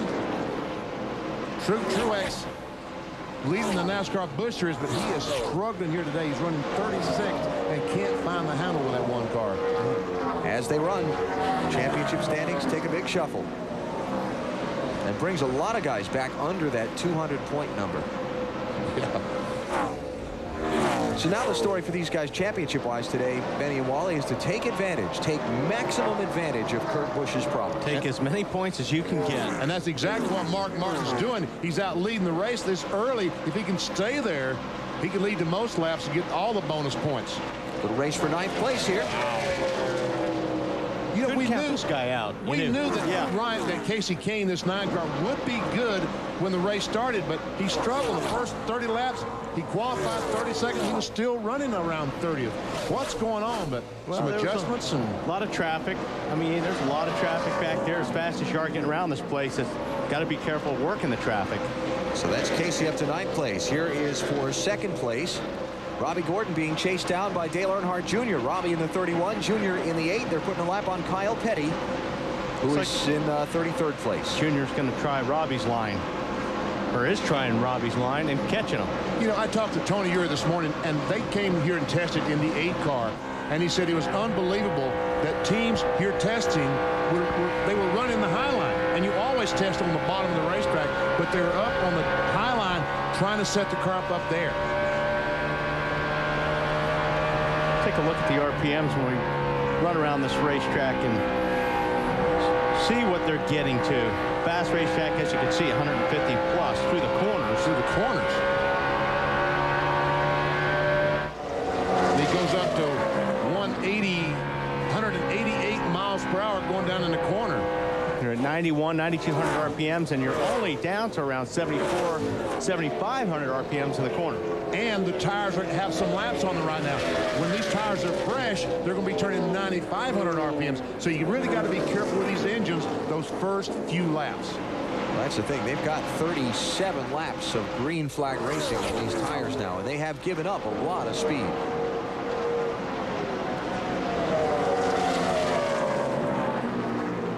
Going to try him again. Yeah, well, Junior trying that down on the bottom. He's getting them a little bit into the middle, but Robbie running that high line. See how much faster he is off the top? He pulls 3 or 4 car lengths. There's a good shot of Junior working the steering wheel.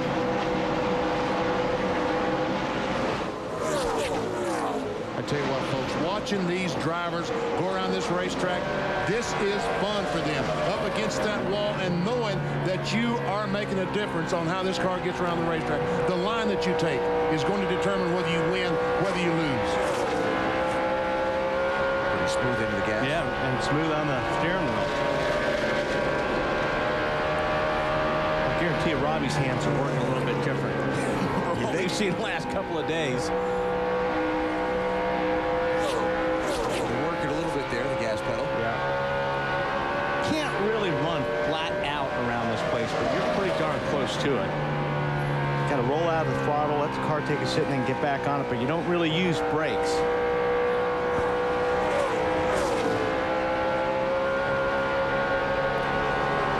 Leaders are all in at lap 54. We're maybe another 15 laps away from another round of pit stops if we don't see the caution. Let's take a break. We'll come back in time for that.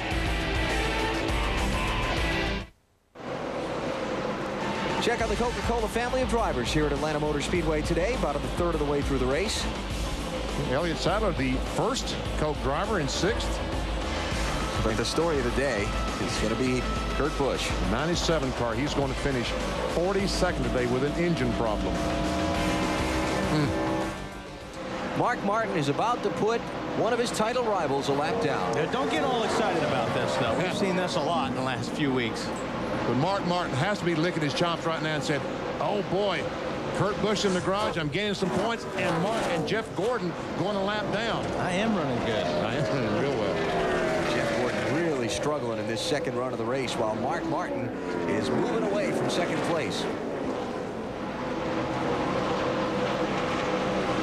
Matt Yoakum. Well, Mark Martin was one of those drivers who tested here, and BP, you mentioned earlier how he ended the final practice session early with a huge smile, a lot of confidence for today. We are 7 laps from when this team is scheduled to pit, and this is where the crew chiefs talk to the drivers about what they need done to their race car to make it better, and this is what Pat Tryson and Mark Martin had to say moments ago. Need any stall changes, or you want to leave it alone another run? Oh, I'm good, buddy. Now with a 97 car out, Mark Martin knows that he's had wins at the final 4 racetracks, but he's got to start here today, BP, to make that push. Oh, he does. Battle for second position is Jimmy Johnson at 48 car. Tries to get by Robbie Gordon. Now, during the commercial break a minute ago, when we went to the break, it was Dale Jr. that was up there pushing Robbie Gordon for second. Jimmy Johnson drove by him, and now is challenging Robbie Gordon for that runner-up spot. And there's Carl Edwards at 99 car pull up behind those two. He's currently in the 4th position. Junior back to 5th. Mark Martin, you know, we talked to Pat Tryson and Vinny Ortel this morning, Mark's manager, and he's got to run well today because his son, Matt, qualified on the pole Friday night and won the race. So, you know, he has to win or go home and be ashamed, only the second best in the family. So Matt racing down in Florida in a local short track series. Carl Edwards, what a drive. 25-year-old Columbia, Missouri. Is that Jimmy Johnson on pit road? And Earnhardt. It's Dale Earnhardt Jr. This will be about 3 or 4 laps earlier than I was expecting most of them in BP, but Junior's in. After, well, he was sliding back, right? He'd fallen back to 5th and was being challenged for that spot. So here he comes. Marty? Yeah, and his car was just a little bit too loose. And I would say probably about 3 or 4 laps before they were actually going to pit. About 1 lap 115 is what Tony Eury Jr. told me. Junior's car, again, we said just way too loose, especially off the corner. So they're going to go down 1 round on the track bar, trying to tighten up the car a little bit. At the end of the run, it got a little too free going into the corner, and you definitely don't want that here at Atlanta. 4-tire change for the Budweiser team and a pretty good stop. Now, of course, Junior needs the race to stay green until the rest of the leaders have made a pit stop, so he doesn't get trapped a lap down by a caution flag. Bill Elliott about to go a lap down in the 98 car. He's a 20th place guy. Matty? Well, Alan, doesn't it seem like every time little Matt Martin runs well, Mark Martin runs well, it seems like he's got a little bit bigger spring in his step. And Wally, if I'm not mistaken, you're having a good day today as well. Is there a reason for that? Yeah, Wyatt won his feature yesterday in the quarter midget race in Austin, so feel pretty good. Go, Bill. Jeff Gordon on pit road told Robbie Loomis on the radio he'd lost confidence in the car because it just is handling so bad. 4 tires, chassis adjustment. He's on his way. See if they can make that better like they have the last couple of weeks. Can't overstate what confidence means to a driver at these speeds here. And tires is confidence. Jeremy Mayfield also on and off pit road as we wait the stop of Mark Martin and some of the other leaders. Robbie Gordon about to lose another spot as Elliott Sadler comes up and tries to take it away, but that outside line, that run that you get, the momentum you carry off the corner. It's 4th place they're racing for now. Robbie Gordon earlier this week announcing that he's going to form his own Next Star Cup effort for next season as Jeff Burton will move into this 31 singular car for Richard Childress Racing. Well, that's it. And obviously Robbie's racing for a sponsor. You know, those guys need some good runs to show these sponsors out there that may want to come aboard that they can get the job done. Ken Schrader, Greg Biffle, Casey Kane on and off pit road. And waiting on the leader, Mark Martin. Here he is on the pit lane at lap 116. 45-mile-an-hour pit road speed limit here in Atlanta after the 185 on the track. Matt? Mark Martin was a sentimental favorite as the chase began. He dug himself a little bit of a hole trying to fight his way back. They pulled the tear-offs off the car. You heard Mark say, no changes to this race car. He likes the way it is handling. He asked Pat Tryson, should we go for just one more lap if we have enough fuel? He goes, nope, let's pit now, Dave. It's a 2's on pit road. Rusty sliding into his pit box right now, hits it perfectly. Crew going to work with a track bar and air pressure adjustments. He said the car was still just a tick tight. They have now waved off the track bar adjustment, only air pressure to get Rusty's car working better on this track. Matt? And Carl Edwards' team waiting for him to pull into his pit stall. He's going to have to go around Bill Elliott. He said the car was snappy loose. You can see the wrench going in the back window to make a chassis adjustment, Bill. Matt Kenseth in the 17 said his car was getting loose. We should have tightened it up. They talk about taking a spring rubber out. That was going to take too long, sir. They're going to do it with a chassis adjustment, Dave. 38 car of Elliott Sadler angled into his pits, having a little trouble now, and they are in trouble with the left side. Going to have to check on that a little bit closer. They have not even gone around to that side yet on the car. We have no transmission, says Elliott over the radio. No transmission. Got everything but reverse, and what happened? He was over the line. They had the nose of the car. Something broke in the steering. Looked like the right front tire was flopping around there. He came into his pit stall as somebody in the stall behind him, Nemechek, I think it was leaving. And they just got tangled up and had a big mess. Something's broken in the right front. He gets the left front hit. Yeah, and he had him locked up, too, which doesn't help. Jimmy Johnson was the leader after Mark Martin stopped. Bill? Got his 5 bonus points for leading a lap on pit road. Again, another major chassis adjustment. They did it with Wegs. The jack is down. He's around the 88 and on his way. Good pit stop of those guys. Well, you see Elliott Sadler's crew trying to find a way to get him into his pit box and then maybe get him behind the wall so they can work on it. Man, oh man. Another of the 10 championship contenders. Remember, he had not failed to finish a race until Martinsville last Sunday. Got caught in that late wreck. First DNF of the season.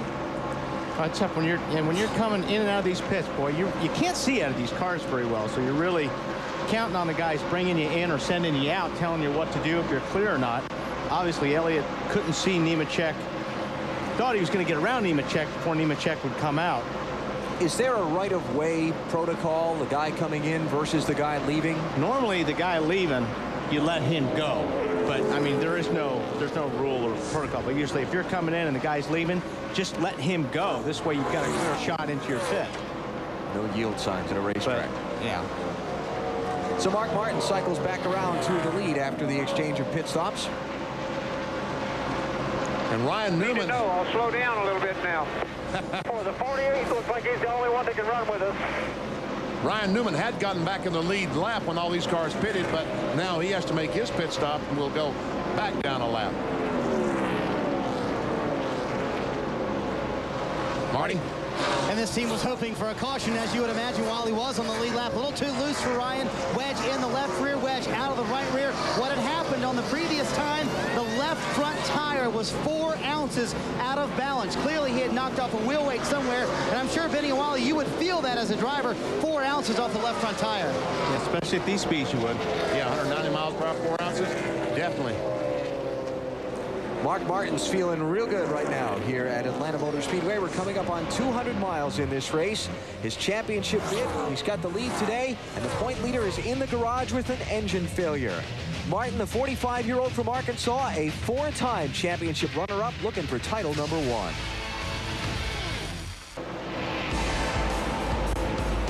NASCAR Nextel Cup Racing from Atlanta, presented by Home Depot. Brought to you by the Home Depot, NASCAR's home improvement warehouse. By Dodge. You can take life as it comes, or you can grab life by the horns. Dodge. By Budweiser, it's time for a fresh one. Grab a Budweiser. The race is on. By UPS, the official express delivery company of NASCAR. UPS, we want to race the truck. People love the truck. And by Enterprise Rent-A-Car. Call 1-800-RENT-A-CAR. Pick Enterprise. We'll pick you up. At 197 miles, Mark Martin is the race leader here at the Atlanta Motor Speedway by a whopping 9.7 seconds over Dale Earnhardt Jr., the second-place car. And growing. He's driving away. He just put Casey Mears, the red and white 41 car, right behind him a lap down. Casey is running 16th. There's a pretty good race going on here for 4th place. Robbie Gordon, 31, trying to defend. Matt Kenseth and Casey Kane try to advance. There's the 3 different lines right there. That was, well, I think that was a little bit of a payback, because earlier Robbie got into Casey Kane coming across the straightaway, right in the left rear a little bit. But I'll tell you what, Robbie's got a strong car. Marty? Well, he's been a little tight for most of the afternoon. They went up 1 round on the track bar. That makes 3 rounds total for the day going up on the track bar for Robbie Gordon. He finally said the car's just a little bit loose. We'll be just fine on this run. So Robbie really likes being loose early in the run. You were saying? Yeah, this is what I was talking about earlier. See, these guys were racing out before and kind of played a little bumper tag. And Casey Kane probably said, here, take that. Gave him a nice slide job. Careful on the right front fender if you're Robbie. Yes, yeah. These fenders are a huge part of making the car handle. As air goes across them, they force the front end down or give them downforce, and that's huge. Here is the results. Here are the results, excuse me, of our Singular Wireless Race Talk poll. Which 2003 winner that hasn't won this season do you think will win again first? That was my pick. Yeah, Harvick, 39%. He's running well here in Atlanta today, 11th place. And, of course, former winner here at this racetrack, Kevin Harvick. Here's a guy I think you got to keep on top of for the win. Carl Edwards is second, correct? Yeah, that's why I was about to talk about Casey Kane, but we're noticing that there is a scoring issue with Carl Edwards, and it's not an issue other than the electronic scoring seems to have skipped a lap on him, but NASCAR is aware of it and getting ready to fix it. So Carl will pop back up in second place here in a minute on the ticker on the top of the screen. So there you go. Matt Kenseth moving forward. What a drive for the defending series champ. 39th, now to 5th. But again, we knew he was going to, because of he won the Busch race yesterday, also the IROC race. And I told those guys this morning, you're right back where you need to be, qualifying in the 30s. They qualified way too well the last 3 or 4 weeks. How about Matt, Bill? How about Matt Allen up to 5th in a brand new chassis. He's driving here. They made an adjustment on that last stop, and now he says he has to wait for the car to turn before he can get back in the gas. So obviously that's going to cost him a 10th or 2. So he's hoping the car will come to him a little bit as the race goes by. Hey, Bill. Yes, sir. Why did the 99 car loan tires to Kenseth the 17? Well, it wasn't the 99. Somebody said the 99. They were wrong. What he should have said was the 97. Who was the 97 car of Kurt Busch? You should have known that, you big dummy. He didn't say who it was. He just said that. It was person. Me. I misspoke. Back to the track. Cover the race, would you? Okay. Leave me alone. You know, we were talking about Matt Kenseth, and one of the things that's going to turn out to be an interesting postscript on this day is how many more guys are brought back into the thick of this championship race by Kurt Busch's engine failure. Check the championship standings as they run, and look at these numbers now, and wait till we see Kenseth even. Well, 5 for sure. Kenseth started the day 260 points out of the lead. 7. Tony Stewart is only 145 back in 7th. And what happened to Kurt Busch early on lap 52, lap 52, down the backstretch, the engine lets go big time. The word that Kurt used was catastrophic. Oh, trouble off turn 2. Bobby Labonte. Caution flag is out. 6-time Atlanta winner Bobby Labonte, who has not been having a stellar day today. 21st position, a lap down before the spin. And he has gone for the loop, but looks like he got pretty lucky. Somebody, I don't know if it was Robbie Gordon, but I saw somebody up in turn 2 that looked like was up in the wall too. Or maybe they just locked their tires up. That's just loose. Yeah, boy, is he loose. Boy, is he loose. Loose and lucky. And he didn't hit anything. Yeah, if you're not familiar with the term what loose means, there it is. Demonstrated. Oh, this will be fun. All right, let's see.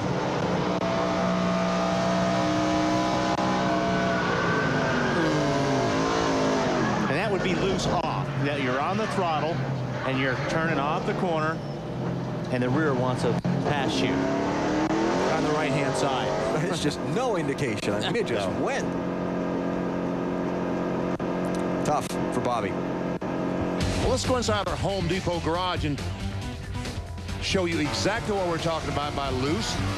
As we peel the skin back on the car, we see when the car is perfect, all 4 tires are about the same color. They're green. As the rear tires start getting hot, the car is going to want to slide or get loose because the rear tires have more heat in them than the front. And you saw the classic example of the 18 of really loose going around. And we show this a lot, but here at Atlanta, I mean, when you're loose, just like we said earlier, terrifying. That's what this place is when you're loose. It's scary to drive around here when these cars are loose like that. Pit road was closed this last time by. It'll be open this time. Bobby Labonte has pitted anyway. And Elliott Sadler's car still sits on the pit lane getting repairs after the crash on pit road the last time. They were in under the green. So these guys will have to work around him, particularly Joe Nemechek exiting his pit stall. Yeah, the guys told us that one of the steering rods broke in the front of the car. Some of the steering mechanism broke, and they're replacing that. So Mark Martin, Carl Edwards, Jimmy Johnson, Dale Jr., Matt Kenseth. The lead 5, then Kasey Kahne, Robbie Gordon, Rusty Wallace, Tony Stewart, and Jamie McMurray. We've got 17 cars on the lead lap, and the target car, Casey Mears, is your lucky dog on this yellow. He'll get a lap back before we make the restart. Bill, getting ready for some hot times on pit road. Jimmy Johnson, 3rd in the running order, has that first pit stall off of turn 4. They just told him on the radio the 6 car has everybody covered. His response, this race is not over yet. He is too free under throttle. They're going to make a track bar adjustment and try and put the track or the air pressure back where it was. So he stopped short because he's going to have to get around the 17 in front of him. They go to work on the right side, so swing around and do the left. Doesn't need much fuel because they didn't stop that long ago. They come around to the left side, continue to work on the 48 car. Matt. Mark Martin's huge lead erased by the caution. The only adjustment he wanted condolences for the driver, a bottle of Gatorade. He says the car did not feel as good on that last set of tires, but he still didn't want to chance any changes, Dave. The front tires that Jay Hackney and Dave Latte will put on Rusty's car have more air pressure in them. This should help his tight race car, including a track bar adjustment. Marty? Dave Dale Earnhardt Jr. said, we got better on that run, but we were almost too good in the middle. I was too tight, loose in and loose off for Junior. Halfway back on the last adjustment, and 1 pound out all the way around on all the tires for more overall grip. Camera at the scoring line at pit exit, and the race off pit road. Mark clearly, the leader, still leading. Carl Edwards second. And I think Rob Gordon gets out third. Yep. Junior fourth. Jimmy Johnson, Casey Kane, Rusty Wallace. Is this Ira Joe Hussey? Yes, it is. Watch this. 5 off. Picks up the wrench. 5 on. Perfect, Ira Joe. Oh, I think he slipped one. I think he had 6 into. Man, you watch that camera too close for too long, it might give you a sense of vertigo, huh? All right. Yeah, we don't need you falling anymore.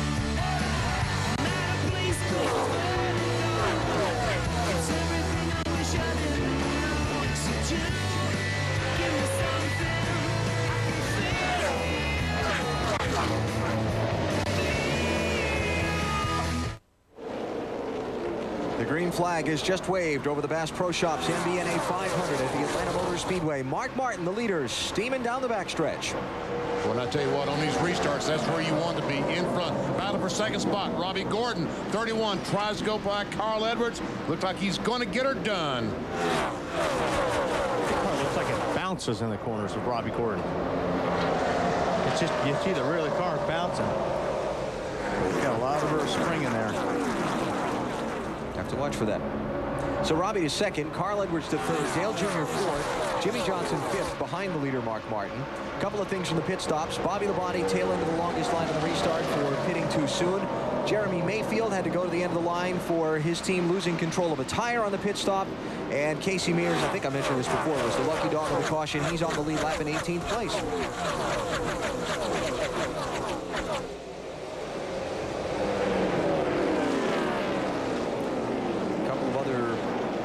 Notes, Elliott Sadler's team has taken its car behind the wall. They continue to try and make repairs after the pit stop damage earlier at lap 117. How about Carl Edwards, Matt? Lost a spot after the restart. He feels like it takes about 30 laps before this car really comes alive. He told his team after the 13-second pit stop, I can't believe you guys, that pit stop was great. I am having such a fun time today. And I quote, he said, this is really neat. Don't you know he's excited? This 10th NASCAR Nextel Cup race. He's out here battling for the lead. How much better can he get? Robbie drops back to the bottom of the racetrack. Carl Edwards is going to try it up high. He's got a pretty good run up there too, but Robbie just squeezes right in front of him. All right, so let's try the low side. Yeah, let's try the bottom. Robbie likes to cut down right here. While we're watching this for second place, Dave. The 38 car of Elliott Sadler, he has not re-entered the track since that lap, I think it was about 115 or so when they had the altercation with the 01 car. It broke the center link, and that's important at tying the front end together. They couldn't steer the car, so they had to repair that on pit road before they could ever steer it down here to now replace the transmission, which is not good. As they told me earlier, it's actually gone. Weber? While the 24 car of Jeff Gordon continues to struggle, they made significant changes during the pit stop, including putting a spring rubber in the right front and a second spring rubber in the left rear, made a wedge adjustment, and now, excuse me, I got choked up because Gordon just came across the radio and said, I think I might have a shock that's going bad. Ouch. Man, what else can go wrong with those guys? You talk about a missed opportunity championship-wise, too. Kurt Busch in the garage, Jeff Gordon second in the standings entering the day. Not able to take advantage to the extent that he needs to. And Marty, the 31 car's finally lost that second spot. Is he saying anything on the radio? I think he let Carl Edwards go, BP, because they are very happy with the chassis. All he wanted was a bottle of Powerade on this top. They made a very small quarter turn up on the track bar. Car was starting to get a little too tight for Robbie, and he just came on the radio, said, guys, quote, this is going to be big later on. You made the right call. This car is very good. Yeah, I think some of these guys that are passing on the bottom are getting away with that because they have fresher tires. But once they start getting a lot of laps on their tires, I think Robbie will start picking them back off again because he's working that high line great today. It's always kind of a difficult concept to explain to people that don't follow racing all the time or for a long time, is how a car can be good in the first few laps on a run, but another car can be better later in the run, and how the tires work with the racetrack and the air pressure to affect that. Well, one thing about running the high line is usually you don't abuse your tires as much as the guys that run on the bottom. You're turning the car down on the bottom, you're turning the wheel more, and you're scrubbing off more tire. You run the high line, if you can run up there comfortably, usually you have more tire left at the end of a run, so that's why your car's better towards the end. 77 Brendan Gaughan's the first car one lap down that these leaders are overtaking. He's trying to fight to stay in that position to get the lucky dog pass if a caution should come out. Tell you what, he's not too bad talking about the 77 car Brendan Gaughan. He goes by Robbie Gordon. That was Jeff Gordon said something about a shock might be broken. But we knew that because Bill Elliott had already told us that. No, Bill Weber. Bill Weber, yes. Elliott didn't talk to us yet, but maybe he will later. I saw Elliott down there. Weber, there's your chance. There's your chance. You big dummy. By the way, Gordon did come back after that initial conversation and said, quote, a shock is definitely broken. Robbie said, we'll take a look at it next time you come in. Yeah. But in the meantime, good luck. Yeah. Hang on, please. Hang on. Jimmie Johnson going for third place on Carl Edwards, and he's got it. So Mark Martin, the race leader, as we come up on halfway in this 500-mile race at the Atlanta Motor Speedway, presented on NBC by the Home Depot. After the race on NBC, stay with us for the best bull riders in the world as they take on nature's fiercest beast. No, I don't mean Benny at the buffet line. I mean the Professional Bull Riders 2004 Ford Built Tough World Finals presented by Wrangler after the conclusion of NASCAR on NBC. Yeah, those guys had a rough day yesterday. Yeah. Some of them. I mean, we had Robert Bowers, concussion, transported to the hospital. CAT scan. He's riding today. My neighbor, J.W. Hart in Gainesville, Texas. Multiple fractures on lower left leg. He's going to compete with a broken leg. With a broken leg. And we got guys with, I mean, that have been stepped on and fractures. Corey Melton fractured his third and fourth vertebrae in his back. He is going to compete. It's for $1 million. Oh, okay. Now I understand. Wow. Making me feel kind of bad. That's next on NBC. Here's your leader, Mark Martin, as we're 3 laps from halfway in Atlanta today. Mark out in front pretty much since lap 75 of this race, except on an exchange of green flag pit stops, not just out front, but out front and leaving the pack. Little Debbie lap leaders. Remembering 82 laps Mark has led, but Newman had the unscheduled pit stop, and he's back in this. Car is running well. He's just trying to work his way back to get that Lucky Dog Award. Other drivers that have led today, Jimmie Johnson for 5 bonus points toward the championship. And what I was going to say, BP, is remembering that there are 5 points also for the driver who leads the most laps. Every one of those little things could count come Homestead for Mark Martin. Points are, let's see what the points would be. As if. Wow. Earnhardt Jr. has a 3-point lead over Busch. Not with us earlier today, Kurt Busch to the garage. Lap 52, engine failure. He'll finish 42nd today. Opportunity knocks for all the other championship contenders. The question is, which of them will avoid the problems they've all suffered in recent weeks? And we just saw the top 5 cars. I think even at 75 points, you can race your way to the front. You can go out and do what Mark Martin is doing today, lead all the laps, win the race, and I think you can do that three times in a row and be the champion. Jimmie Johnson, 2nd place. Checking his gap up to leader Mark Martin. He's got about 3 seconds or so. And he had to work through some traffic where Mark, on the restart, he had a clean open racetrack, so he got a little bit of a gap. between him and Jimmy Johnson. But Jimmy's running pretty fast. Last time he was faster than Mark Martin. Not much, but a little bit. Jimmy, of course, winner of the last 2 straight races, Lowe's Motor Speedway Charlotte, and then Martinsville Speedway last Sunday, trying to make it 3 in a row and keep his bid for the Nextel Cup alive. Mark Martin setting a quick pace here at Atlanta. Field spread out a little bit, so we'll take a break here, come back and take you through the field and update you on all of the drivers in contention for today's victory.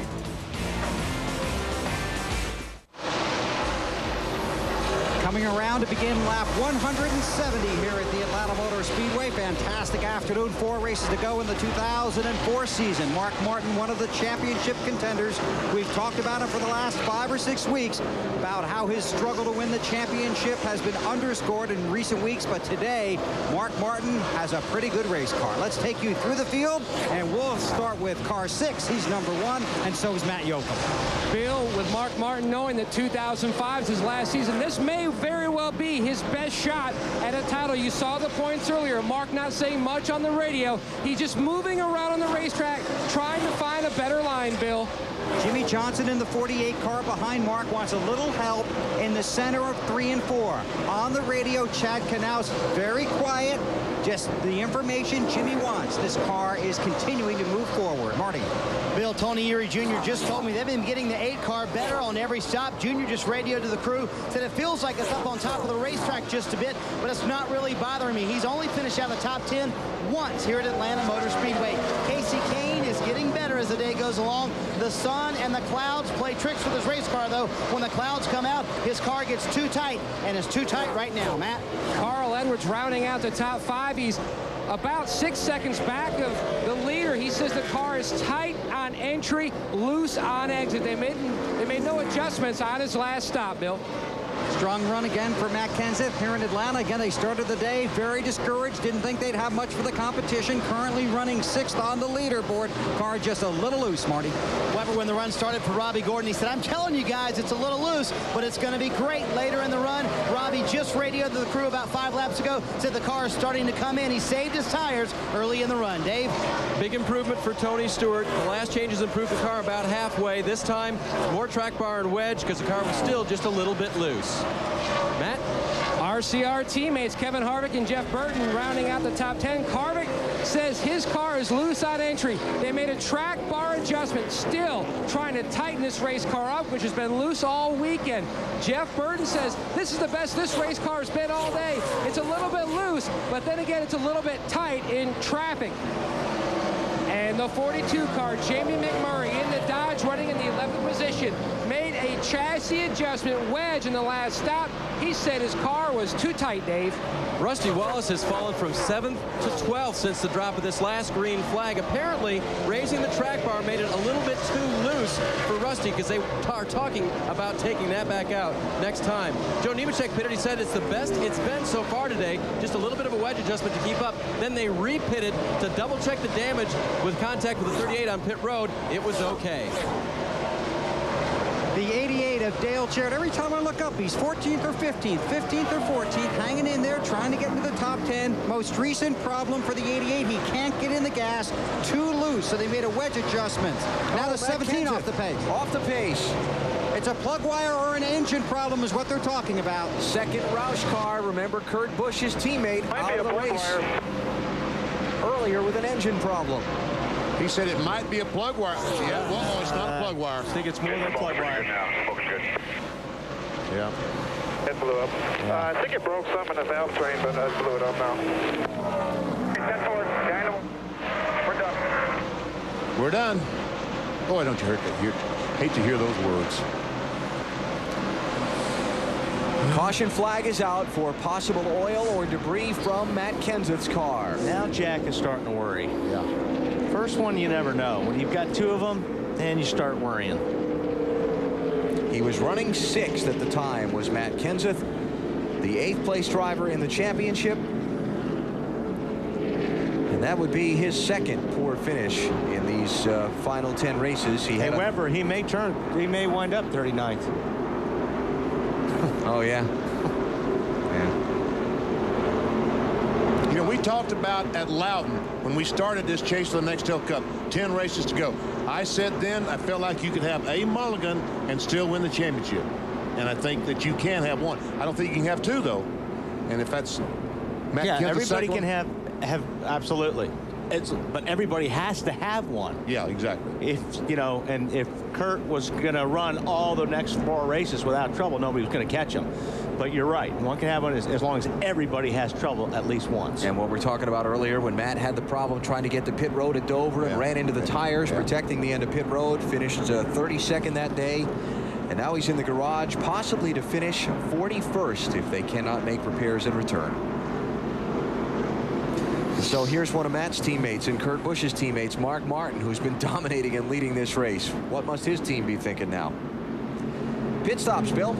Alan in the garage this morning, a lot of talk about balance, making sure the race car is balanced so you don't burn up your tires. Jimmy Johnson in the 48 car just told crew chief Chad Knaus the car is almost as balanced as we would like it. So it's going to be a small track bar adjustment and a little bit of wedge for tires and fuel, Matt. The 6 guys had a great stop last time, trying for another great stop to get him off first again. The only adjustment again for the driver, a bottle of Gatorade as they go to work on the left side. No changes for the 6, Dave. Changes on the 20 car, round and a half down on the track bar. Get it into track more, Tony said, and the entry is getting a little bit loose. That should take care of it. Marty? Dave Casey Kane, middle of your screen, started tight on that run, loose at the end of the run. He said, don't play with it too much. A pound in the right front and a wedge adjustment. 15-4 on the stop for the 9 bunch. Ooh, boy, it got busy, didn't it, down there? There's guys in the grass, and they're digging for every spot they can get, even on pit lane. Mark Martin, the leader, still leading. Jimmy Johnson still second. Here comes the pack. Oh, well, Junior, barely. Carl Edwards outside of Tony Stewart. Mark Martin's team getting the job done for their driver. He's getting it done on the track. They are just past halfway in pursuit of a victory in Atlanta. Back in Atlanta, the 24 car, a 4-time series champion, Jeff Gordon, being pushed to the garage after a transmission problem leaving pit road. They have diagnosed it as being a rear end gear. So the 24 to the garage, joining the list of championship contenders that have fallen out of contention today. We saw the 8 car, Dale Earnhardt Jr., have exactly the same problem last week in Martinsville with the rear gear. Jeff Gordon was making a pit stop, and when they let the jack down for the car to roll, it didn't roll. Yeah, we let the clutch out and spun the rear tires. The rear tires bit a little bit too good. I did that twice here in my career. Made a pit stop, let the clutch out. I broke a yoke on a drive shaft once and a gear once. And we're going to green flag racing. Mark Martin is the race leader. While you watch the restart action, we check with Dave.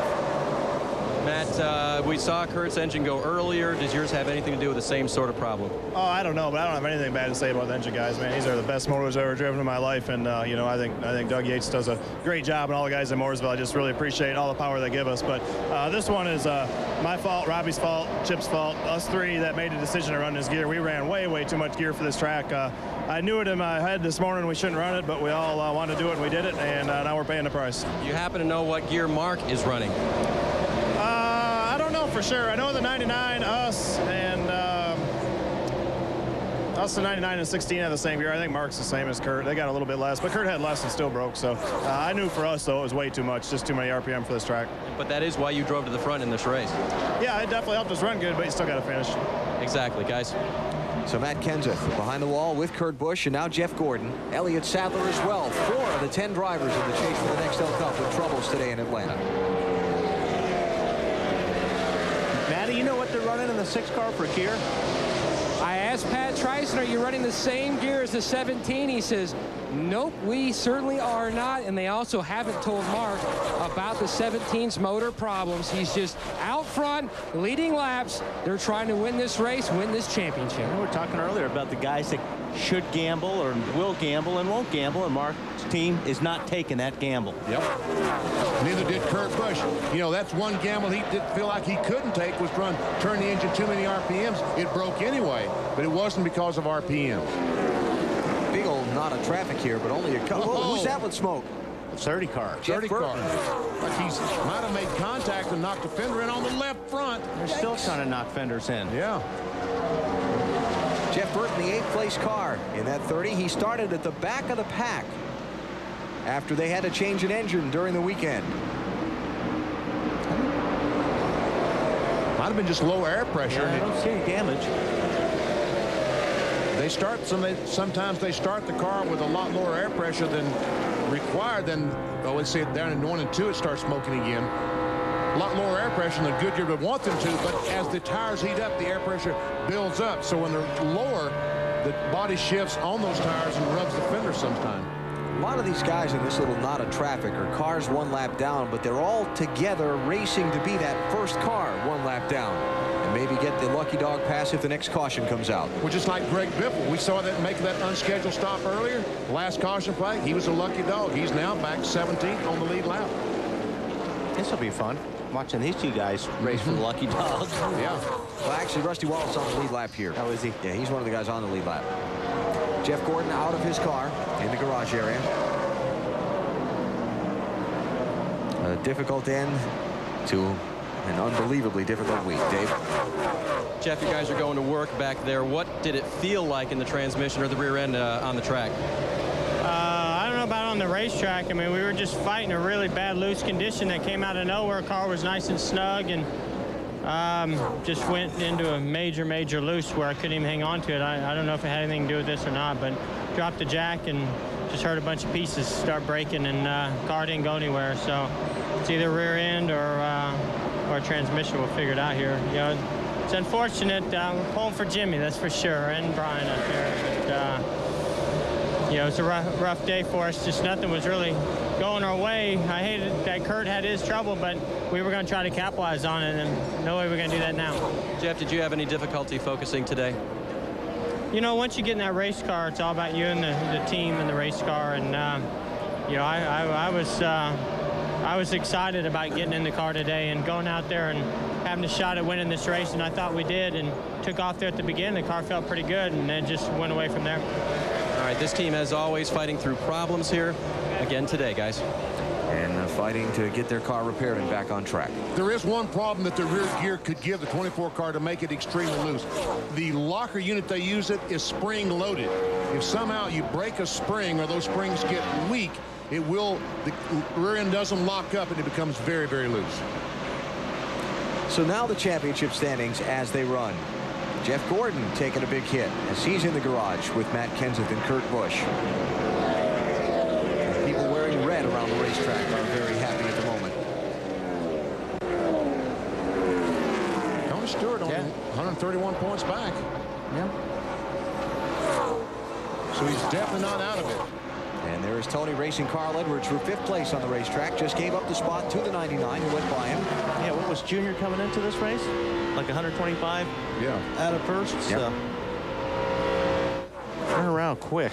but there's a long way to go before the checkered flag in this one, and who knows what's going to happen next. Remember, Junior ran into all his troubles in the last 100 laps at Martinsville last week. So Casey Kane, the 9 car going by Tony Stewart. Put Stewart back to 7th. Well, I know Mark Martin's been so very impressive, but I still think you may have to reckon with this 9 car before the end of the day today.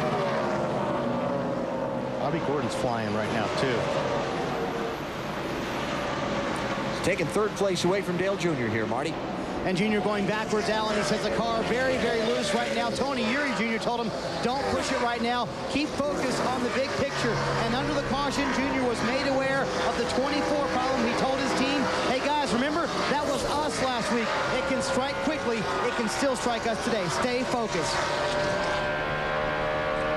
Dale Jr., one of the Gillette Young Guns. M3 Power, the new power behind the Gillette Young Guns, invites you to enter the Gillette Young Guns Challenge. A lucky fan could win $5 million. Say how much? $5 million. Well, I thought you said. GilletteYoungGuns.com for details on how to enter to win. Mark Martin in command right now. He's led 114 of the 193 laps that have been completed here in Atlanta today. You're watching NASCAR on NBC. A day when championship contenders have found trouble here at the Atlanta Motor Speedway. Kurt Busch, the next up points leader. has trouble on lap 52. He's out of there. Going to finish 42nd on the day. A little bit later on in the race, Jeff Gordon. Ouch. Breaks a gear after making a pit stop. Has to go to the pit area. He will change it, get back, but losing several laps. In fact, when the story of this championship is written, a lot of these drivers might remember Atlanta as being the day their hopes were re-energized or totally discharged. 6 of the 10 have had troubles today. And we're not over yet. Matt Kenseth, 8th blown up engine. I tell you what, I'm going to go talk to Robbie Reiser before I go to Vegas tonight. Because Matt is in 39th place right now. Yeah. I only told Weber where they're going to finish before the race, Weber. Is that where he said he was going to finish, Bill? What's that? Didn't Robbie tell you they were going to be in 39th place? Yes. Guess where they're sitting right now? 39th? Tell him I'm going to Vegas tonight if he wants me to put him. I'm not telling him anything right now. I think I'd give some room there. Here's the man on the move, Kasey Kahne, starting to pick his way forward through the top 10 after that last set of pit stops. That was 5th place he just took from Carl Edwards. And doing that, he was still the fastest car of that last lap. Busch is back in front with Junior going back to the 4th position. 2 points. They had promise for Kenseth earlier. Now he's out of the race and went from being about 140 points behind to being pretty deep in a hole. Our next El Chase fact for Atlanta: Jeff Gordon leading all Chase drivers with 4 wins and 10 top 5 finishes at this racetrack. Today will not be a day where he will add to that illustrious record. Nope, sure won't. This guy may add something. Yeah, trophy to the trophy case. Well, let's see. 2 Atlanta wins. And Kasey Kahne looking to pick up 4th spot from Dale Jr. And 3rd is right there in front of him, Robbie Gordon. Marty, the 9 car is going somewhere, isn't he? That's it, BP. He's using that high line like he likes to use as well, and Junior has actually moved up to the high line. Earlier, he was running the low line. Kasey trying to go underneath Junior, though. He's kind of sliding the nose, getting into the corner, a little too tight coming in. Talk about speedy service. Yeah, here comes Jeff Gordon, 25 laps down, but they got that rear gear changed. Unfortunately for Jeff, he's in 38th place, but if he runs the rest of the distance, anybody else that drops out from here on out, he'll move ahead of them. Those 3 points at a time positions will be important come Homestead. Could mean something before it's over, I'll tell you that. Now, Jeff Gordon in this chase for the Nextel Cup hasn't had the devastating finish, but he's had several bad finishes, and today will be another one. I'm just blowing it, Robbie. He's got that car so loose. Can't believe he's hanging on to it. 3rd, 4th, and 5th in the picture. Robbie Gordon 31, Kasey Kahne 9, and Dale Earnhardt Jr. in 8. Marty? Yeah, Wally, what's the one thing you don't want to be here at Atlanta? What Robbie is? Yeah, looks into the corner. He's loose everywhere. And they made a track bar adjustment last time. He's trying that high line because it stayed loose for too long. Took too long for the car to come in. But at the end of the run, he was very good. But he's hanging on to it, isn't he? Yeah, he's definitely hanging on to it. He's using all the racetrack. Well, I'll tell you what, if that's what you don't want to be at this racetrack, it's awfully fast. Yes. Yeah. You want some of it, I'll tell you that. Maybe not all of what he's got, but you definitely want some of it. Speaking of awfully fast, Mark Martin out in front by 4.2 seconds. Just past 300 miles here in Atlanta. Home Depot presents NASCAR Nextel Cup Racing. NASCAR Nextel Cup Racing from Atlanta, presented by Home Depot. Brought to you by Chevy, the winningest name in racing in American Revolution. By Discover Card, it pays to discover. By Advance Auto Parts, for the best parts, people, and price, we're ready in advance. And by new M3 Power from Gillette, the new power behind the Gillette Young Guns. Good crowd on a magnificent day here in Hampton, Georgia, the Atlanta Motor Speedway. NBC Sports bringing you continual coverage of the NASCAR Nextel Cup Series. 212 laps on the board here, this 500-mile race. And again, number 1 is number 6. Look at that car go. How about it, Matt? Mark Martin enjoys almost a 6-second lead, Bill. Pat Tryson, his crew chief's biggest concern coming into today's race was staying ahead of the track as it changes. Today, they have not made one adjustment to that 6 car. Jimmy Johnson in the 48 car, currently running second. He is the highest running hope right now for the Hendrick Motorsports team after their difficult week and the accident of last Sunday. The 9 car just getting around the 48. So Jimmy Johnson trying to get to the front. You see that black armband? That's the arm of Chris Anderson. He's the jackman on the 48 team.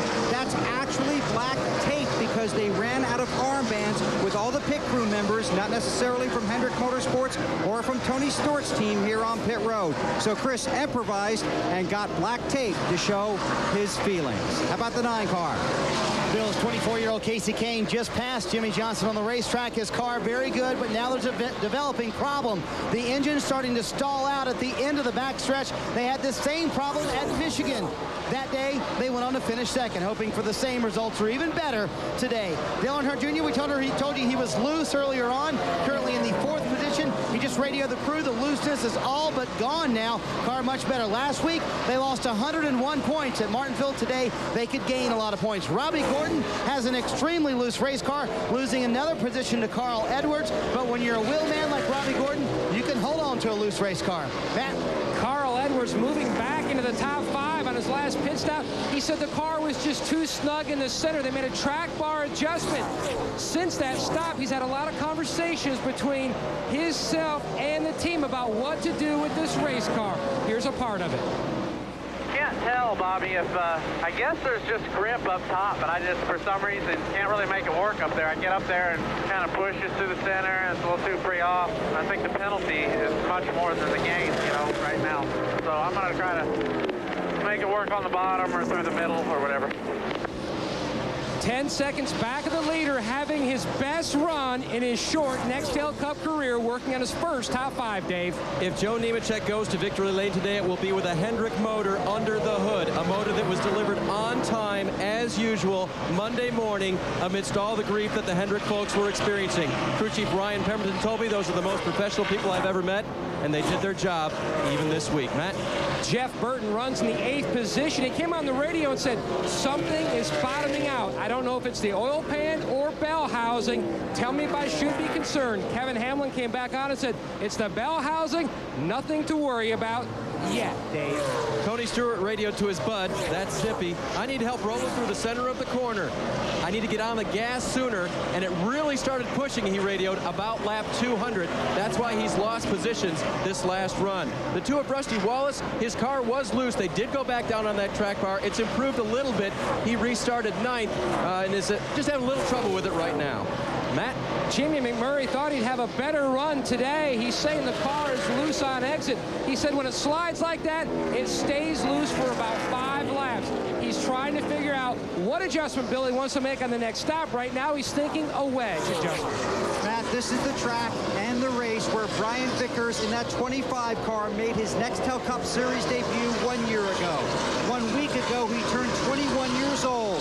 He was a grown man in the media center here on Friday. He wasn't ashamed to say, I can't take any questions about this subject. He just gave a statement, his feelings of all the emotions that have poured out over the past week. Then he sat there and listened. He was able to talk before the race today, but you didn't have to hear his words, just the sound of his voice, how emotional he is about today and what he would like to do for his team. The 16 car of Greg Biffle, earlier in the race, Greg was on the radio saying there's something wrong with this car. There is something broken in this car. They might break it in their car next week, too. He's marched forward. The 13th car is a little loose, Marty. Weber Michael Waltrip having a very solid run in his 3rd race with new crew chief Pete Rondeau. The car was loose in, tied off on the last set of adjustments. They put wedge in, made an air pressure adjustment, trying to get the 15 car better. Michael's not had a lot of success since they reconfigured this racetrack. Bill? Michael McSwain is the crew chief for the 21 of Ricky Rudd. I saw him about 30 laps ago. I said, you're doing good. He just gave me a sign saying baby steps. We're taking baby steps throughout the race today. We want something for the end. Matt? This hasn't been Kevin Harvick's season. He fell out of the chase after Fontana. Right now, he's just trying to get this car back into contention. He says it's just too tight in the center, Bill. The air pressure adjustment and chassis adjustment did not help. Dale Jarrett, the former series champion, we talked earlier in the race, usually running about 14th or 15th, trying to make the car better. Well, they've gone the other way. He slipped down to about 17th in the running order right now. Car is just too loose, Marty. Bill, Casey Mears has kept his car on the lead lap thanks to one Lucky Dog award, but they've had a struggle with this race car today. Extremely loose car all afternoon long. They pulled a spring rubber from the right rear on the last stop. Casey says the front end is just not working in this race car right now. Ryan Newman still trying to get back on the lead lap. He's pedaling. He's got a pretty fast race car, but they can't get on the lead lap to show it to everyone. Right now, Ryan is tight. They used their last test session of the year right here 3 weeks ago. We're hoping for much better today. Weber? And obviously, Jeff Gordon was hoping for much better results today, running deep in the pack after spending a number of laps behind the wall because of the broken rear gear. Gordon, as he told us, was hoping to make a move in the championship standings. Probably won't happen today. 223 laps on the board in Atlanta. We'll be back. We check on the McDonald's drive-through pit crew championship fueled by Powerade. First $20,000 win for Kevin Harvick's team last Sunday at Martinsville. Spent the least amount of time on pit road among participating crews. In the season-long tally, very, very tight. Man, look at that 1 through 5th. Just 37 points separating them. And that could change today because Elliott Sadler and Kurt Busch have both had problems. Big opportunity for Junior's crew. Mark Martin with a big opportunity as he continues to lead the Bass Pro Shops MBNA 500 here in Atlanta. An opportunity to gain a lot of ground in the Nextel Cup Championship. Got Bill Elliott a couple laps down. This battle for second is still raging between Jimmy Johnson in 48 and Casey Kane in 9. Kane passed Johnson. Johnson passed him back. Now Kane passes him back. We've seen this all day, today and yesterday in the Busch race. It just seems like the car is good 1 lap, 2 laps, and all of a sudden goes the other way. You're hanging on to it and seesaw back and forth. Marty. We're just a few laps from pit stops. The 9 will pit here in about 10 laps, Wally, but they painted some stripes between 1 and 2 and 3 and 4 here at the racetrack for a movie they're filming here this weekend. Casey Kane likes to run the high line. Those stripes are messing up his line. When he gets up there, those stripes, he can't tell where the racetrack is and the wall is, so he's had to move his line down a little bit so he doesn't get confused and run himself into the wall. The zebra stripes they have up in the corner. Now, why are there zebra stripes on the wall here at Atlanta Motor Speedway? There is an explanation for that. It has to do with a movie that was filmed recently and is getting ready to be unveiled. And the movie is called Racing Stripes. It stars David Spade, Steve Harvey, and Jeff Foxworthy. It's not about NASCAR racing, but it's about a zebra who thinks he's a racehorse. Oh. Jeff Gordon is involved in the movie in a charity effort as well. For money that's going to go to several worthy causes. And so there you see the zebras stripes on the wall. And there are also some zebras around the racetrack in the landscaping here and there. Some cutout of zebras. Yeah, not real zebras. Mark Martin about to put Dale Jarrett, the 88 car, a lap down, and does. Jarrett currently running in the 16th position. Guys, let's talk about what we're hearing from pit road and all these reports. Cars doing this, that, and the other thing on this racetrack. And as a trend we followed in the spring race here as well back in March. A car would be tight 1 minute, loose the next, maybe sometimes in the same lap. That's not something we hear about at a lot of racetracks. No, you know, you're going so fast here. You know, ideally you want the car to be pushed into the racetrack. Your tires pushed into the racetrack equally. But it just doesn't seem like these tires give you that feel for this racetrack. And I'm telling you, you know, it's hard to get a feel. You don't know what to tell your crew chief because, you, like these guys are saying, 1 minute's loose, 1 minute's tight. Depends where you drive on the racetrack. Depends on where you hit the bump on the racetrack. And it's very frustrating. And the tire that they're using here that Goodyear brings is unique to this racetrack. It's only used at this facility. Now, if they ran this tire at 4 or 5 of the tracks, the crews may get a little bit better handle on them. But since it's just Atlanta, twice a year, they struggle each time here. No struggling for Mark Martin right now, huh, Matt? And Alan, 2 runs ago, Mark Martin was talking about how his car was both loose and tight, so he adjusted his race car by actually changing his line, guys, like we talked about earlier. They haven't made any adjustments on this race car all day. The drivers made the adjustment on the racetrack. That's why he keeps asking Pat Tryson, tell me my lap times, tell me my lap times. That way he knows if he's picking up or losing by how he drives on the track with his line. Here comes the second place car onto pit road. Casey Kane will make a stop here as we hit the 350-mile mark. It's going to take him a while to get to his pit stall down in turn 1 at 45 miles an hour. But the Ray Evernham Motorsports team, they're waiting on Casey Kane for this stop. Marty? Alan, he said it does everything a race car could do, just like you and Wally were just talking about. It's loose and it's tight, and that's on the same lap. Tommy Baldwin has decided to make very small adjustments. Casey wanted a bottle of water. They're going to put a rounded wedge in the left side. It's a little too loose to the center for Casey. It'll be 4-tire change for the 9 bunch. Matt? Mark Martin chasing his 3rd win here at Atlanta, makes his way to his pit stall. Like his previous pit stops, no adjustments for the 6 car. As Ziegler and Blickensderfer going to work on the right side, now coming around to the left. Another solid stop by these guys. It's the 99 of Carl Edwards. His teammate is in as well. They're going to make a chassis adjustment. He said that his car was just too tight through the center. Going to make an air pressure adjustment as well. As they're around to the left side of the race car, Rusty Wallace is also on pit road. The 99 is down and away. Bill. The 48 car of Jimmy Johnson on the pit road. It's loose, then it's tight, then it's loose again. His last report, it is loose. They take the tear off from the windshield. They make a wedge adjustment. All the crew members wearing black armbands on their right bicep. A reminder of the past week. Johnson determined and focused, waiting, and now he's on his way. Buddy. Bill Dale Earnhardt Jr. said, I just hate the way this car starts out. I know it's good at the end of a run, but I need to be better, more secure at the beginning of the run. Way too loose for Junior. They're going to go half a round down on the track bar. They also make an air pressure adjustment, trying to tighten up this race car, and a 4th tire stop. Dave? Help me roll through the center. That was Tony's request. Gooch Patterson made a wedge adjustment on the car, air pressure adjustment as well for Tony. 4 tires, and waiting now on the left front. A little bit longer there. Now he's gone. Joe Nemechek, the leader during the round of pit stops. Now he is also on the pit lane in the Army car. Dave? I can see that too, Alan. He said he was a little bit tight on that run. The crew will try to make an air pressure adjustment for him as well to give him a little bit more. But Joe's been very happy with the car lately. Bill? Dave, the 25 of Brian Vickers on pit road, very loose. They're going to try and fix that with an air pressure adjustment already around to the left side. And this talented 21-year-old heads back off of pit road. So that'll just about complete the cycle of pit stops for lead lap cars anyway. Michael Waltrip in. He was one of the last of them to stop. You see Michael leaving, bottom of the screen in the Napa car. So Brian Vickers leaving in the 25 car. DJ on pit road. Bill? And his ride, Benny, is about as frightening as the hood of that car. Big chassis adjustment for the 88. It's just gotten way too loose for Dale Jarrett.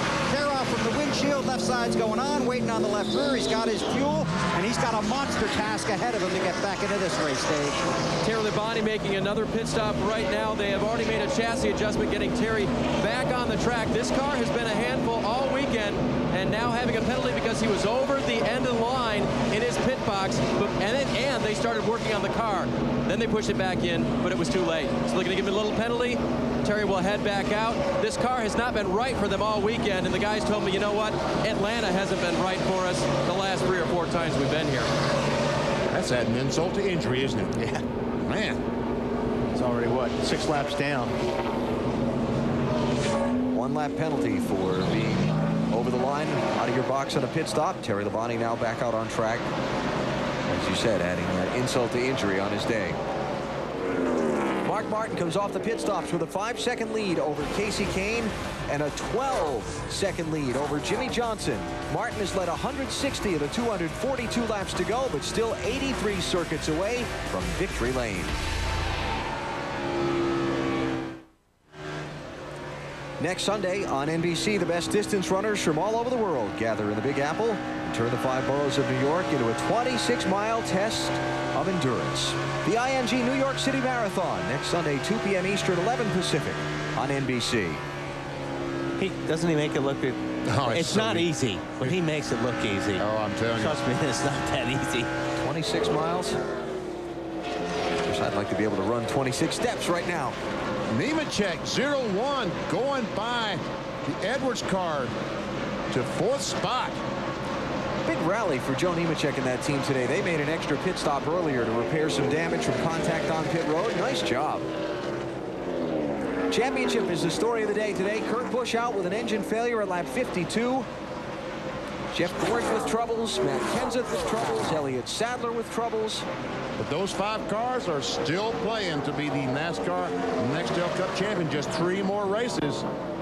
Now those guys are probably not playing. Dave, how about this 01? How about when he bumped the 38 on pit road, BP? Do you ever think that might help a race car? Did it? It did. He actually had some right front damage that, according to the crew, took just enough aero off the car that it tightened it up a little bit. It was a loose race car. That's what Joe needed, and they made no changes on their last stop. I did that at Dover one time. Hit a guy and beat up my right front fender, and the car was perfect after that. It's always nice when you make the last adjustment, and it's a good one, huh? You ever do that, Wally? I ran into a lot of people, but it never helped my car. Never helped. No. 74 laps to go here at Atlanta. Joe Nemechek running fourth. It is time, ladies and gentlemen, once again. Alan, it's time to cue the duck. Our Aflac NASCAR Next Cup trivia question for Atlanta here today. Who is the championship contender of the 10 that won this event after failing to qualify the previous year?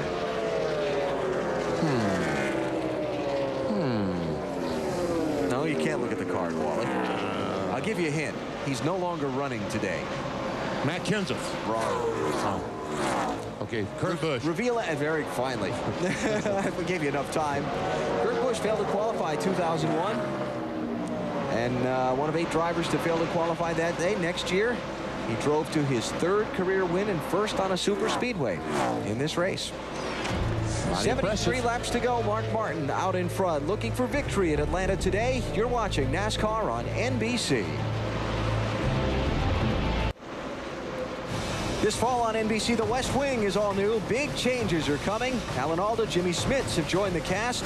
It's the West Wing Wednesdays at 9, 8 Central on NBC. Did you watch that show? What happened to Leo? He wasn't too good. He collapsed. Yeah. In the woods. I don't know. Find out they left happened. us hanging. Well, that's the idea, to get you to tune in this week. Oh, okay. So tune in. 9 o'clock Central, 9 o'clock Eastern, Wednesday night. Okay. And we'll see if the contract's been re-signed. Leo's? Yeah. I got it. Michael Waltrip, 15 car, running in 13th position. A lap down now as Mark Martin, the leader, goes by him. From the Napa car, we give you our Napa Field Summary. You like how that works? What a perfect segue, yes. Leaders today, Ryan Newman, Carl Edwards, Jimmy Johnson, Joe Nemechek, Michael Waltrip, but mostly Mark Martin. It's great that the leaders is a 6. Yes. Right, because it's been mostly 6. And I guess the other big number on the day, only 3 caution flags. A very clean, very green race. 153 mile-an-hour average speed. And the big story on the day was the championship contenders that have had their troubles throughout this race. Notably Kurt Busch, the leader in the chase for the Next Cup coming in, who at lap 52 had an engine fail, and he's going to finish 42nd today. As they say in the commercials, this changes everything. Sure does. Tightens up the chase a bunch. And here's a guy making me look bad from what I said earlier. When Ryan Newman had the troubles. I thought he was going to be right back there, but he has struggled. I don't know what happened, but Marty, he has just not been able to get back going with the speed he had earlier. Yeah, Alan, they've never really gotten the chassis back to where Ryan likes it. Just way too tight, and they can't get back, get up there high enough to get the Lucky Dog Award. So they've just been really struggling, and certainly not the way the car was at the beginning of the race before they had the left front tire problem. Ryan led the first 49 laps of this race, or 48 of the first 49, but now that's 2 laps down. He was just put by leader Mark Martin. Well, an unscheduled pit stop, I think, got 1 of the laps down, but there's no disguising this fact. Martin has made up 1 lap on the racetrack. He's made up in 1.5 miles on Ryan Newman.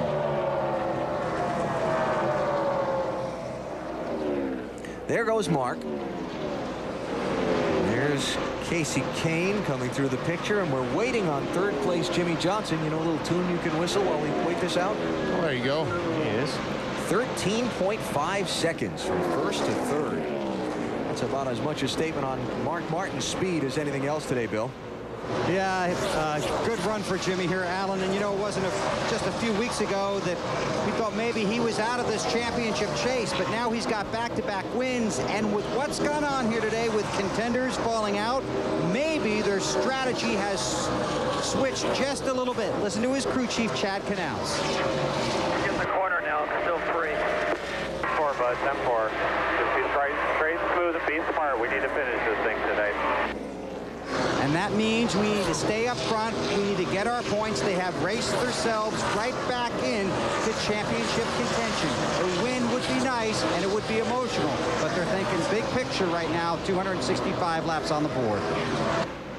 Well, a championship would be emotional as well for the Hendrick Motorsports team. Jimmie Johnson came into this day 207 points out of the lead after Kurt Busch's troubles. At this point in the race, he's only 74 away from the championship lead. 60 laps to go. Mark Martin, the leader here in Atlanta. NBC Sports at the Atlanta Motor Speedway with NASCAR Nextel Cup Series racing presented by the Home Depot. Beautiful afternoon in Hampton, Georgia, just south of the city of Atlanta. A beautiful day for fans of Mark Martin, the veteran from Arkansas, who is putting on a dominating performance in search of his second win this season. Just about to put Rusty Wallace in the 2 car a lap down. And that's Tony Stewart right there in front of him, who's running an 11th spot. Going to put him a lap down. They asked what we should do for our Ford built tough moment. Well, I don't think there's any question. And just look at that 6 car, because that Ford has hauled all day long. Mark Martin leading 190 of the 272 laps that we've run so far today. He's 6 seconds ahead of second place, and he's been just about unstoppable since he took the lead for the first time way back at lap 75. And has led every lap except exchange of pit stops a couple times. Some guys have been in front, but basically he's been in front since then. He's going to gather some points today. Coming up in the back of Tony Stewart, that's the 11th place car to try and put him a lap down. Day's not been what Tony Stewart hoped for, Dave, huh? No, and they're still fighting that turning in the center of the corner. The car won't turn through it. He radioed that the forward bite was still really good, and that's something that guys have been missing here. But turning in the center of the corner, you got a handle here. You know what, guys?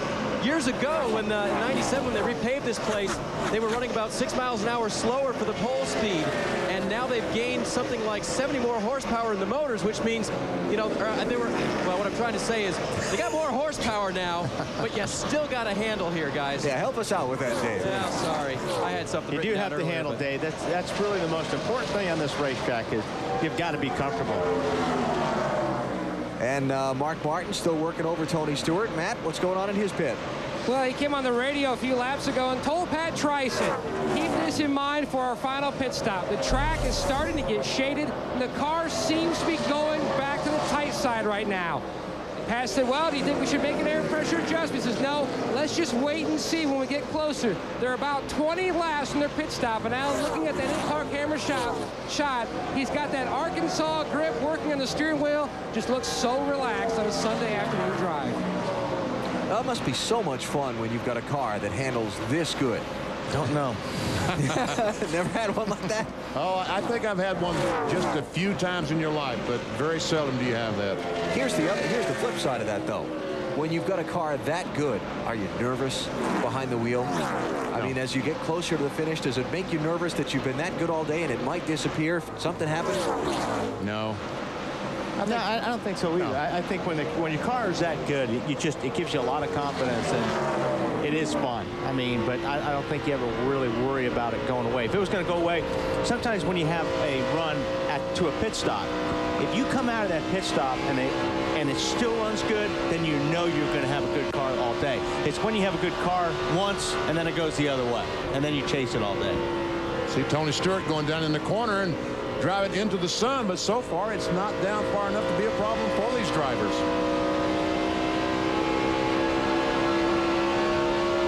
Backstretch towards turn 3. That is the leader, Mark Martin, disappearing. Riding into the sunset. Into the sunset, yes.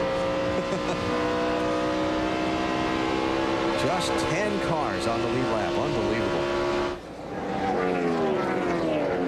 Mark Martin has set a new record here at Atlanta today. Since they reconfigured this racetrack to this shape in 1997, the most laps led in a single race was 191. He's now led 195 and counting. So put that stat in the dominance file.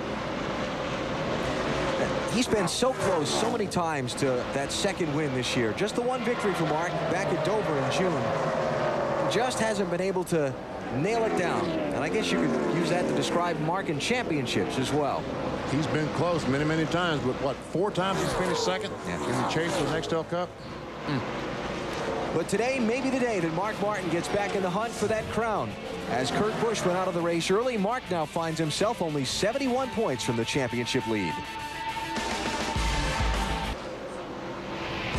2 weeks ago, Mark Martin, Lowe's Motor Speedway, Charlotte, in contention for a good finish with 12 laps to go, when 2 cars tangled in front of him, heavily damaging his car. Instead of getting perhaps a top 5 effort out of the night, he wound up in 13th place, putting a crimp in his championship hopes. Is this going to be the shot that knocks you out of the chase, Mark, or do you feel like this team is still alive? I don't know. Golly, we did everything we could do here. Gave it a great run for the whole team. I can't help it. You know, I can't help it. The emotion in Mark Martin's voice at Charlotte a couple of weeks ago. Things may have come back his way today, and the caution has just come out. See all the oil on the right rear of his tire? He must have blown an engine and got sideways because of the oil pouring out. Martin Truex Jr. That was down in turns 1 and 2. And he has spun because we see both front tires are flat. Truex Jr. with a start in the DEI car today. Had an announcement yesterday that he will go Nextel Cup racing full-time in 2006 after another run at the Busch Series Championship next year. Top of the screen. There we see him sideways and comes down off the racetrack. See, those bull riders got nothing on a driver with oil on his tires, huh? No, but the car's not going to step on him now. Yeah, okay. So caution flag out for just the 4th time in this race. Now. Pit stops, pit crew pressure. And pit road is open. So everybody's going to be 4 tires. And pit road is open, Bill. And if it stays green, this will be the final stop of the race. Jimmy Johnson again in that first stall right off of pit road. Chad Knaus told him there's not a lot we can do for you at this point. A tear off from the windshield, a slight track bar adjustment because he's just a tick loose around to the left side, and there will be 4 tires and fuel, Matt. Mark Martin's car has been near perfect all day. They finally make an adjustment. A ½ pound change in the right front tire, and he's away, Dave. Charlie Brock and Richard Broyles are the tire changers that have to hit all 10 lug nuts securely, quickly. They do it. Joe Nemechek gone, no changes. Dave Tommy Baldwin told the Dodge boys we need a quick stop here. They delivered 14-4. Casey a little too tight. He said it's doing everything 1 round up on the track bar. I think Mark needs to worry about that 01 car a little bit. He's been pretty fast. Joe Nemechek's been running real good. And Casey Kane at Lowe's Motor Speedway, I mean, how dominant was that car? He looked like Mark Martin is today until he had a problem late in the race. See all that oil dry out there that's going to have to be cleaned up before the restart. So this is going to turn into a short sprint to the finish. With people getting to reload on fresh tires and take one more shot at Mark Martin. Robbie Gordon has had a good day. Ira Joe Hussey doing his thing on the front tires of that car. Gordon getting some fresh rubber in hopes of trying to pick up a couple of more spots before the checkered flag. We'll come back to Atlanta after this. Still under caution at the Atlanta Motor Speedway. 289 laps complete. 500 miles here this afternoon. Mark Martin continues to lead. A dominating day on the track, and his team has had a dominating day in the pits. Let's meet him. Pat Tryson, crew chief, Malvern, Pennsylvania. Scott Bowen, front tire carrier, Winston-Salem, North Carolina. Todd Ziegler, front tire changer, Fort Wayne, Indiana. Chris Webb, Jackman, Manassas, Virginia. Will Smith, rear tire carrier, Seymour, Indiana. Drew Blickensturfer, rear tire changer, Mount Zion, Illinois. Rick Machinsky, Gasman, Toledo, Ohio. Danny Eklund, catch can, Green Bay, Wisconsin. Hi, I'm Andy Ward. I'm pit crew coach from Kannapolis, North Carolina. The crew of the 6 car for Mark Martin trying to get him a win today. A few weeks ago, these guys tried Lucky Charms in the car. They had some luck, but not enough. Today, they could be headed to victory lane for one reason, because they're just that good. This copyrighted telecast may not be reproduced, retransmitted, or used in any form without the authorized written consent of NASCAR Broadcasting. NASCAR would like to thank all of our loyal fans for your continued support, and we hope you enjoyed today's broadcast.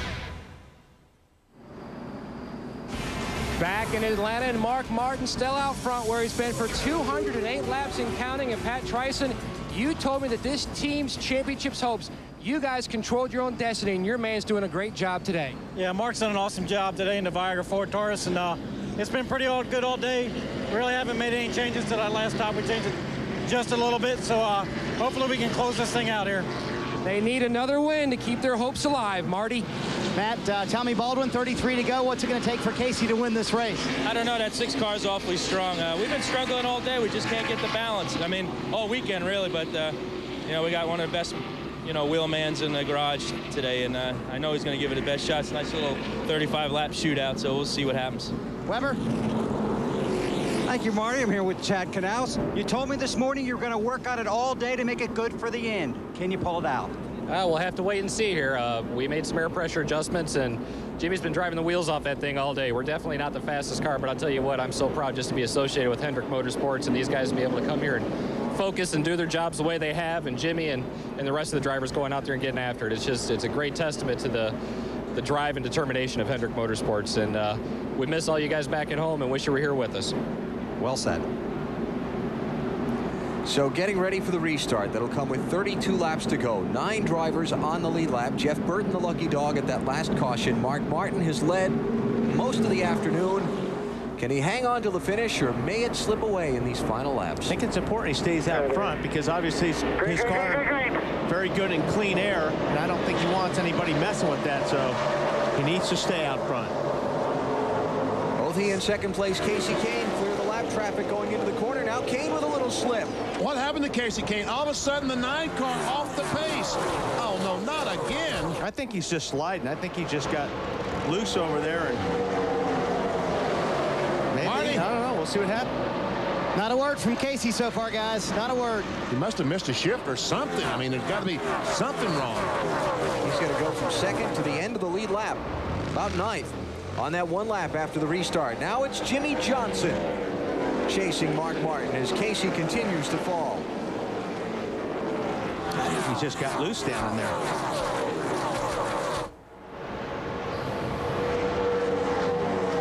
You see the 48 car, but he has a couple of lap cars, Greg Biffle and Tony Stewart, between himself and the 6 of Mark Martin.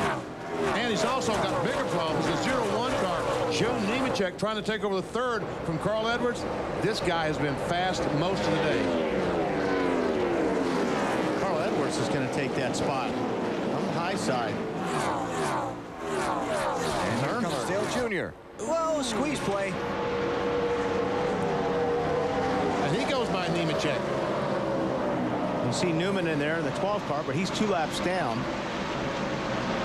And he's not racing these guys for position.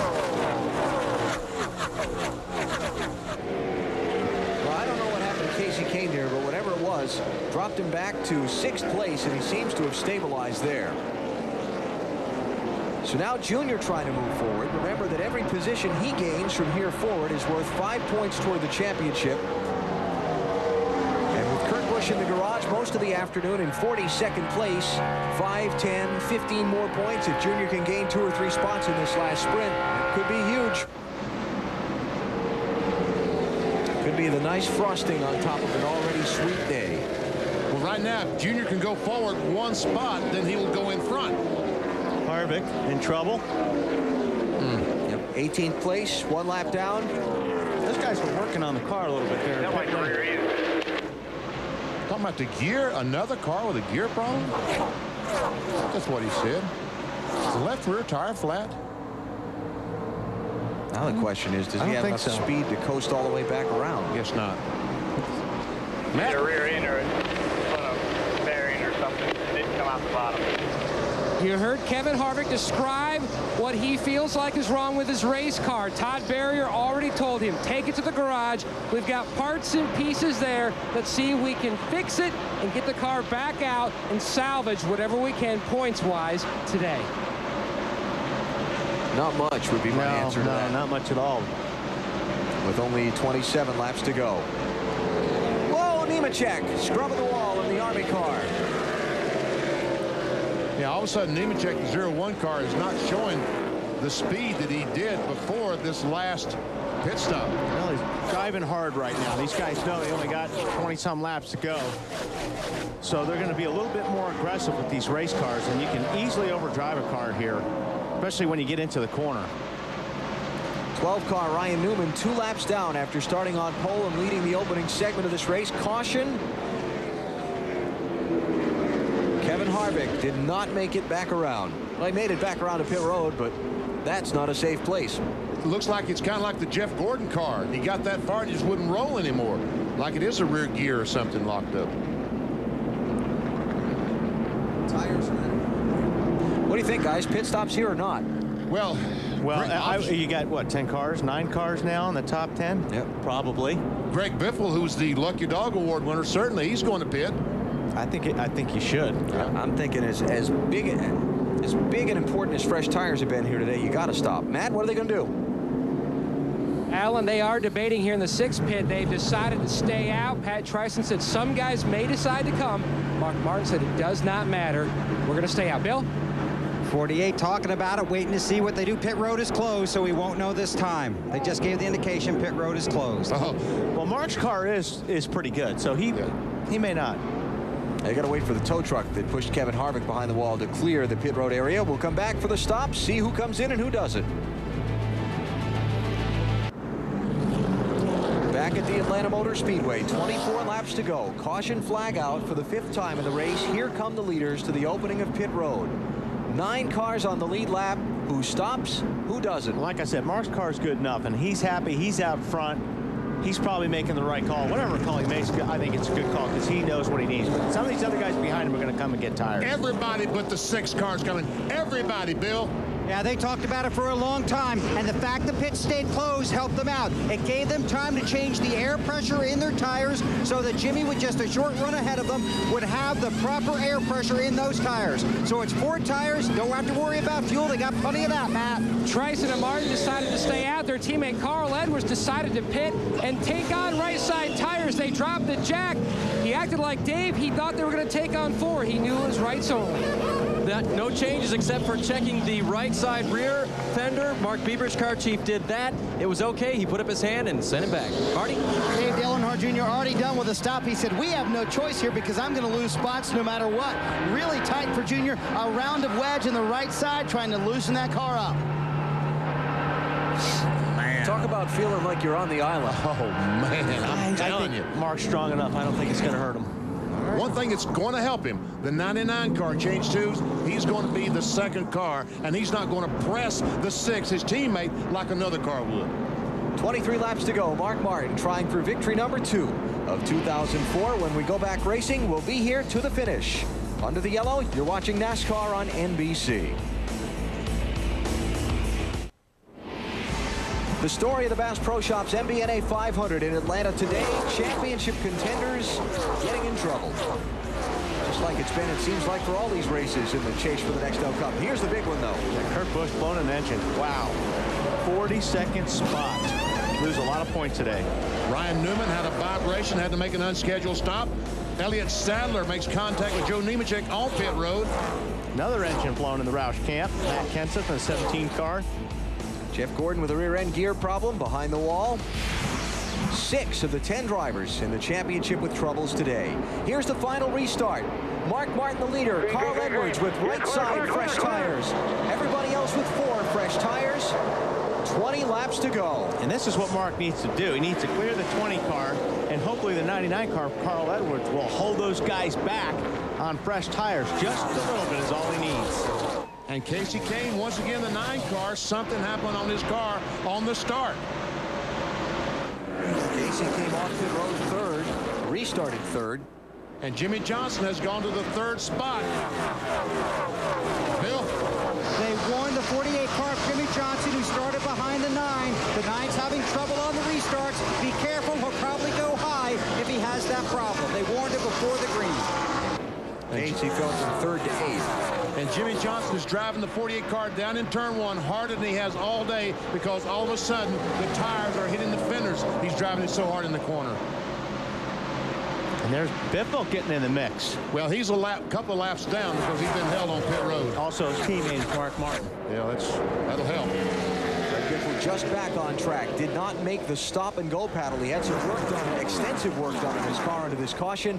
And when he left pit road, basically the pace car beat him to the line where they changed the paddle from stop to go, and he got caught. And here's Biffle running hard. He's also running the 48 hard. Yes. So hopefully that will let Mark, his teammate, get away a little bit. What are they saying about the sick, Matty? Because I'll tell you what, he got company on his rear bumper. He hasn't said anything about that race car, Wally. Good and bad day for Roush. 2 out with engine problems, 2 up at the front. Carl Edwards, an awesome day trying for his first Nextel Cup Series win. Mark Martin, after all these years, trying for his first title. A big points day for Mark. Big day for Carl Edwards, could be the biggest of all. Mark's going to have to start driving defensive right now because he's got a lot of company. Well, second place. Here comes Jimmie Johnson. And for the lead. Johnson trying to take it away from Mark Martin down in turn 1. Johnson underneath Mark Martin, who's dominated this race all day long. Martin's teammate, Greg Biffle, opened the door for Johnson, and Johnson went through the lead. Mark underneath them. Goes down to the bottom. He's been working down there real good all day, but boy, those tires look like they did make a big difference. And here comes Junior trying to take over that 3rd spot from Carl Edwards. Junior in the 8 car. 15 laps to go.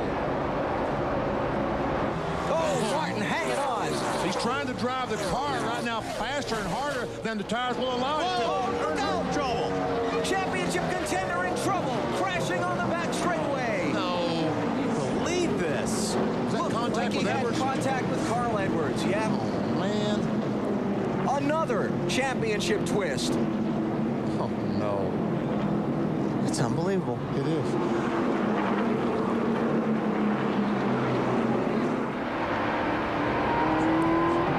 I don't think I have to say a lot of damage to the 8 car, do I? Kurt Busch might be the luckiest dog today. Because all these other guys... Yeah, all these other guys can take a shot at him today, are having troubles. Marty? He said this car is just killed. He said we are ruined. I don't know what we're going to do here, guys. A lot of damage to the 8 car. He's going to limp it to pit road. They are going to bring him to pit road and see how long they can survive, get as much damage as they can cleaned up, and keep him out there for these last few laps. Boy, oh boy. Mark Martin, they're going to pit this time, Matt? Just came on the radio and said, guys, be ready. Pat Tryson and Mark are debating about whether to pit. They know the 48 has fresher tires. Mark also said, you do realize Biffle cost me the lead. Pat said 10-4. Here they come to the opening of pit road. Well, we got to see if Mark comes. I would think he would come down pit lane now. I think everybody's going to be in after they saw what the tires meant that last time. Bill? They didn't hesitate. Chad Knaus on the radio. This is 4 tires. Remember, it's all about the air pressure and how fast this car can adapt to the new tires going on it. So they did the right side, around to the left. 4 tires for Jimmie Johnson, Matt. You met Mark Martin's pit crew earlier. Now they've got to turn in another stellar stop to get him off pit road before the 48. Solid stop going on right now. He got the fresh sticker tires that he needs. The 48's going to beat him off. The 99 is close. The 01 is going to beat everybody. They made the call as they were coming on pit road. 2 tires. They had put on 4 last time. That'd be a good move. To the lead for Joe Nemechek off the set of pit stops. Looked like he's going to be first off, and there's the big story of this yellow flag. Dale Earnhardt Jr., who might have been able to take the championship lead over in 15 more laps. Now watch the 99 car of Carl Edwards as Earnhardt Jr. moves up the racetrack. They just make a little bit of contact, a little bit of contact at 190 miles per hour. That's the result. Didn't Junior do something like that Here. Here. Wasn't it? Was Ryan Newman? Was it Ryan Newman? Yeah. And crashed exactly the same way a couple of years ago? He thought he was clear, but he just hooked the bumper. And that's a big hit. That is a big hit. Oh. Not only in more ways than one. more ways than one, yeah. The onboard view from Dale Earnhardt Jr.'s car.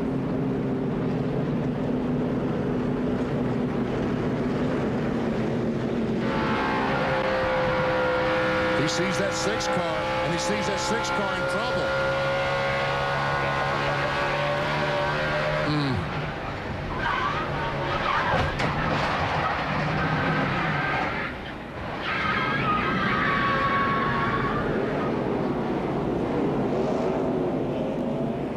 A season's worth of effort.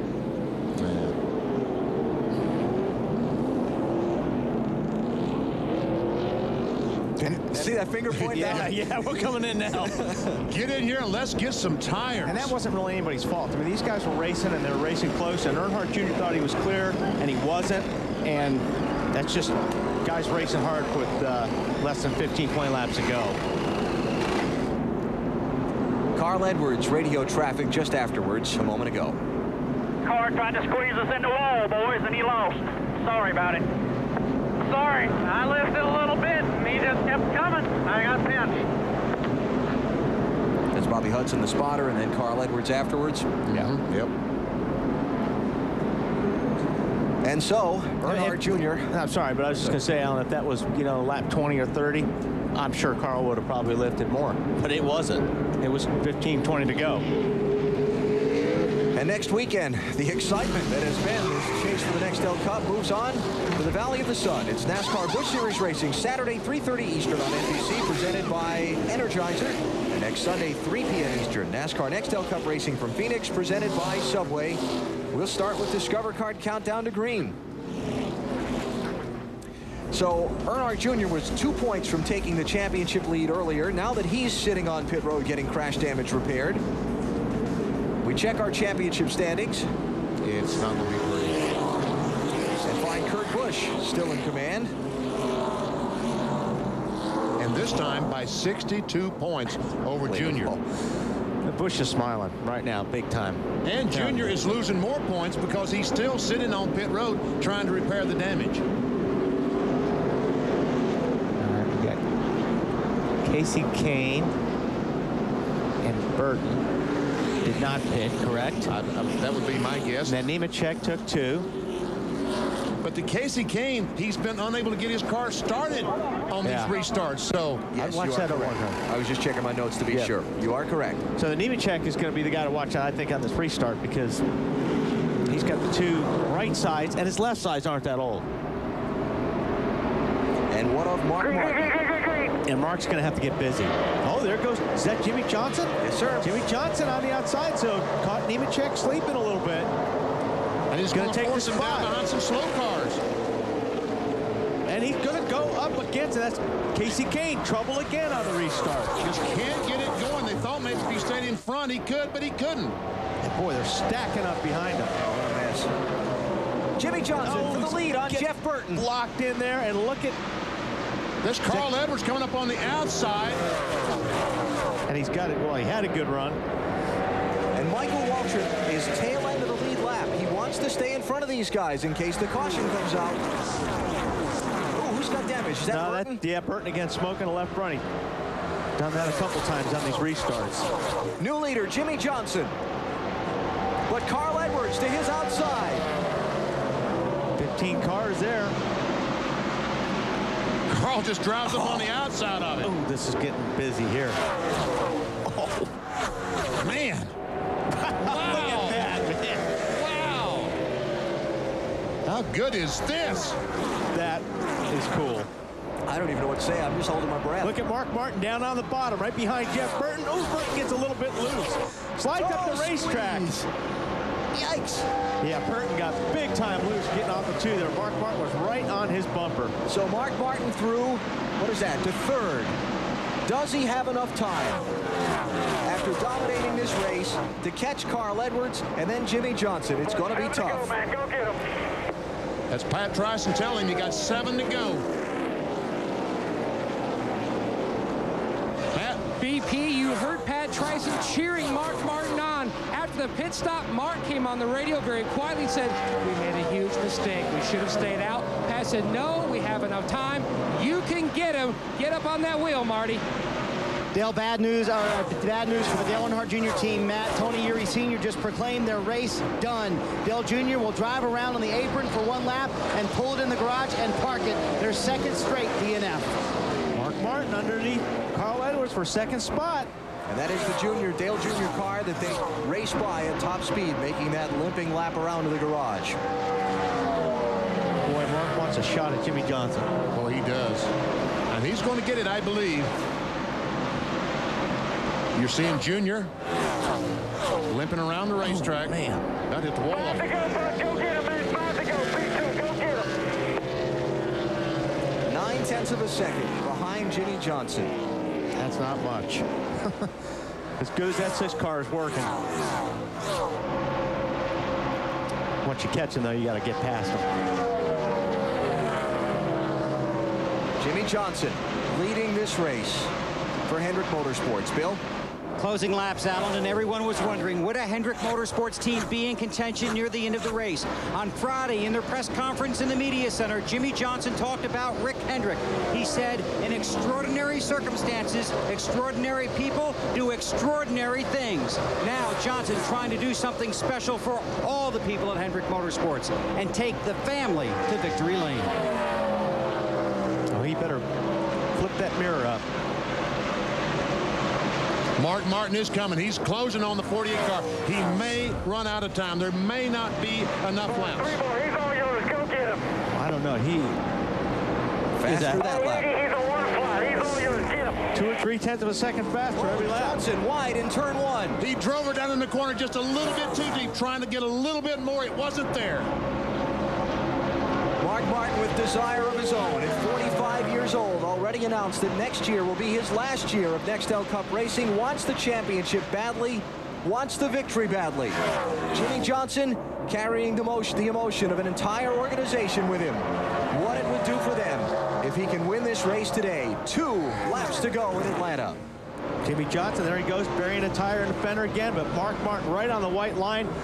He is catching him, but I think you're right, BP. I don't think he's got enough time. Well, he's going to run out of time. Mark is just, both of these guys are driving their guts out right now. As hard as they can possibly go and still keep the car under control. One more time. One more lap. One more. White flag is up. Final lap in Atlanta. Jimmie Johnson leading Mark Martin. Got through there a little bit better this time, Jimmie Johnson, but Mark still gained on him just a touch. But Johnson's got it. I mean, unless he makes a big mistake at 3 and 4, Mark can't do it. This could be 3 in a row for that 48 car. Buddy, come on. Bring it home. Bring it home. Jimmy, don't do any burnouts, buddy. The emotions of the victory for Jimmie Johnson. He wins in Atlanta for Hendrick Motorsports. I'll tell you, that's good stuff. In loving memory all the way. And what more can you say? Nothing. In loving memory all the way. Jimmie Johnson with his 7th victory of the season. After a terrible 7 days. The people of Hendrick Motorsports. The adrenaline comes down and the emotion hits. Yep.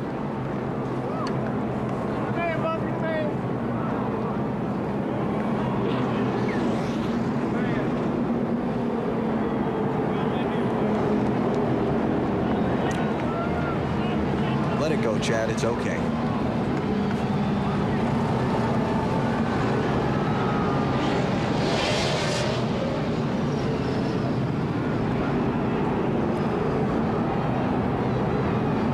Chad Knaus, the crew chief, out to greet his driver, obviously feeling everything that he should at this point.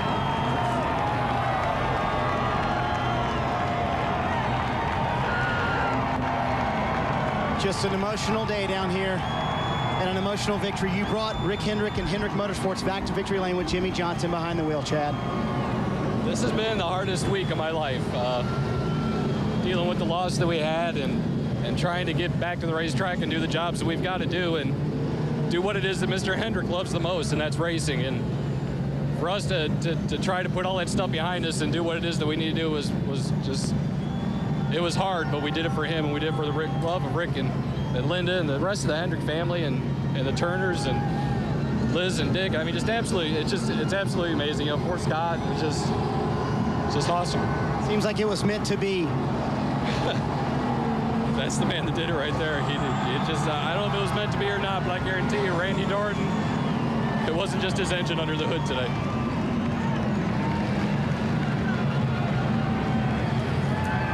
Well, you feel for Mark Martin, but how could it turn out any other way? You know, I read this week that people said, well, Rick Hendrick races cars to sell cars because he has a huge dealership. He said that's all wrong. I sell cars so I can have better race cars. That's his first passion, racing. And a huge crowd here in Atlanta, all on their feet, joining Jimmie Johnson in his subdued salute to the friends he lost last Sunday.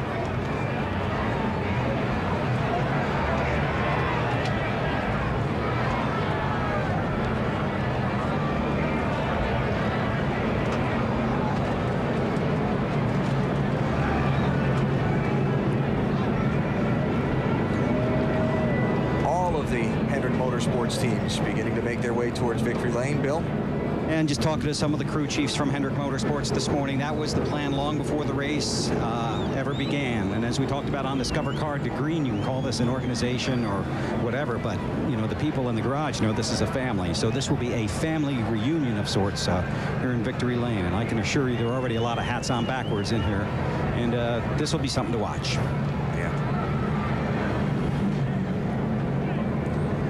Jimmie Johnson with the reverse victory lap, kind of combining several different victory traditions that have come to be in NASCAR. Of course, the late Alan Kulwicki made the reverse victory lap famous when he scored that first win at Phoenix International Raceway back in the late 1980s. And Terry Labonte getting the victory flag dropped at the Southern 500 last year and taking it for a good old-fashioned ride around the racetrack for Hendrick Motorsports that day. Crews of all the 5 different teams for Hendrick Motorsports beginning to work their way into the winner's circle now.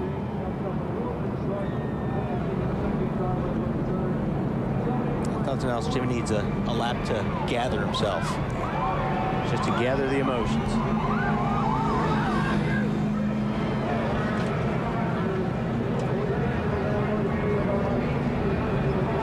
Engine tuner on the 48 car.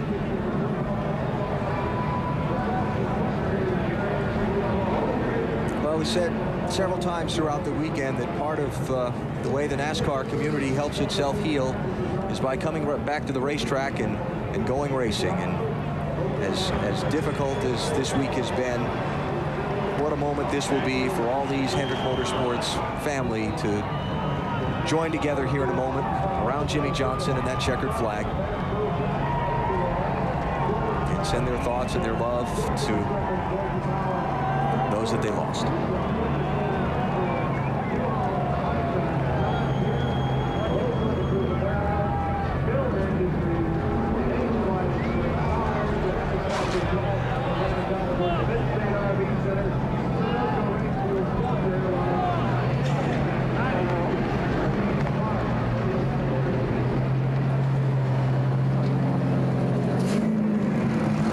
Well, you can imagine the emotion here in Victory Lane.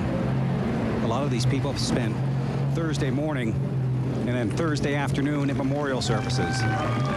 Then more on Friday, and then came to the track. And now they will truly salute the fallen members of their family. Jimmie Johnson in Victory Lane for the 3rd straight week.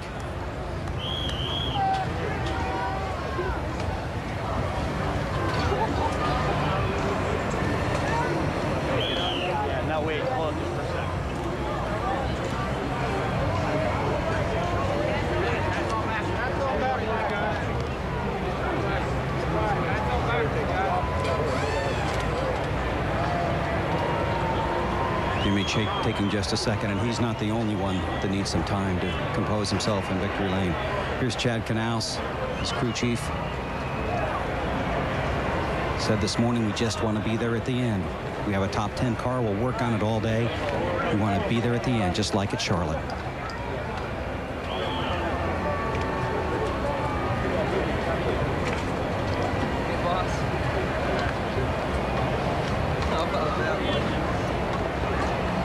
Now a cell phone call and a big smile. And you can only imagine that that has to be Rick Hendrick on the other end of that line. Probably heard him say, "Hey, boss."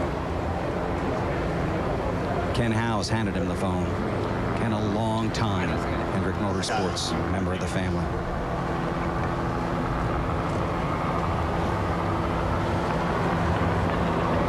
I think Jimmy wants to get out. He's just not sure he can.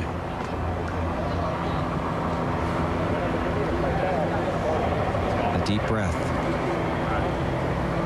It is perfectly silent at this racetrack.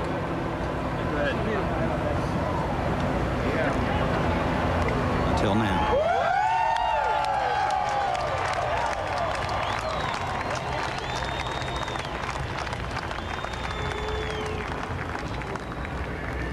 It's what you wanted. There is no medicine like that.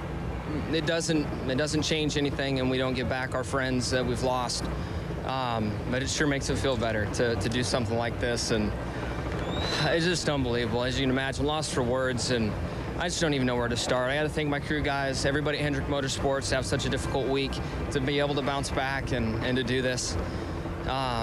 I don't even know what to say. This is unbelievable. I just talked to Rick on the phone. He said, put my hat on backwards for little Ricky. So there it is for little Ricky. Randy Dorton, Joe Jackson, Liz and Dick, Jeff Turner. Joe Jackson. Joe Jackson. I mean, everybody. It's just unbelievable. I don't even know what to say. This Lowe's car, all the support from this team, from everyone. This is a special deal. Big day in the points. I don't even know what to say, Bill.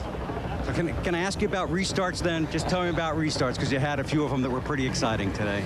Yeah, when you get that close to the front, you I guess do things that you probably shouldn't do. And I tried it once before, and the car stuck really good, just flat footing 1 and 2, and had a great restart on that one. And I knew Casey was having some troubles getting going. I was going to have to, be careful for him. I didn't realize I was going to get on the outside of the 01.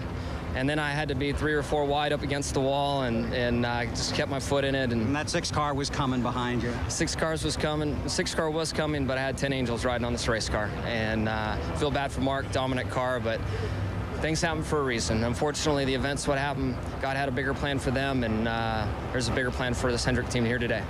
Okay, Jimmy, I just have to ask you one more. There are people that would wonder how you guys did get it together to get here this week. It's just preparation. What Rick has done with this race team, what everybody's worked so hard for, it's just preparation, and it is tough.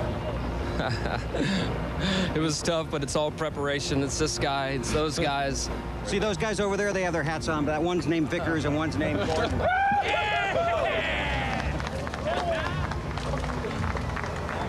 Congratulations. Thank you. Thank you, everybody at home, too, for supporting the Hendrick family and all of us through this.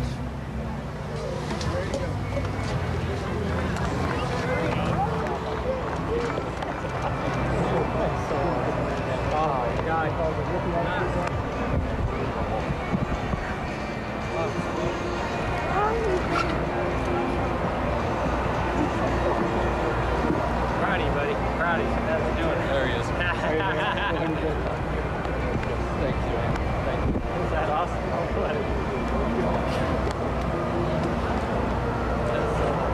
That's too cool.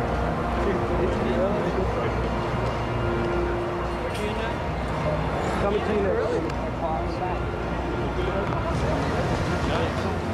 Well, Terry Labonte, Jeff Gordon, Chad Knaus, Brian Vickers are all here. You guys are all in victory lane. This is a family celebration, I imagine, Terry. Well, it really is, and I'm so proud of Jimmy and his team, and for them to come back from such a tough week that we all had, and be able to win this race for Rick and all the families and everybody at Hendrick Motorsports is really a special day. So it's awesome. Jeff, your thoughts? I couldn't have said it any better. You know, this is a family organization, and I'm just so proud of Jimmy and Chad and this entire Lowe's team. You know, we all want a victory here. All 4 of us are trying so hard for it, and I just know, you know, there's a lot of smiles out there, and that's so awesome, and just proud of the whole organization for coming together and stepping up the way they did and pulling this victory off. It's just amazing. And this young kid over here, you got your hat on backwards, you got your 5 up there, you finally got a big smile on your face, and I know that's tough. Yeah, finally. You know, we all wanted to win. You know, this is one of the hats Ricky gave me, and he always he liked to wear it backwards, and we got orders from the boss. Thanks, Rick, for everybody everybody following through with it. But you know, it was, you know, we all wanted to win, and I can't say enough about this organization. Congratulations to Jimmy. They did a great job, and Chad. This organization is unbelievable. You know, those Thornton Motors are awesome, and I also want to thank, you know, Marshall for being here. It was good to see a family member here at the racetrack this weekend, and I think it lifted the spirits of everybody and meant a lot. Enjoy your afternoon. Thanks.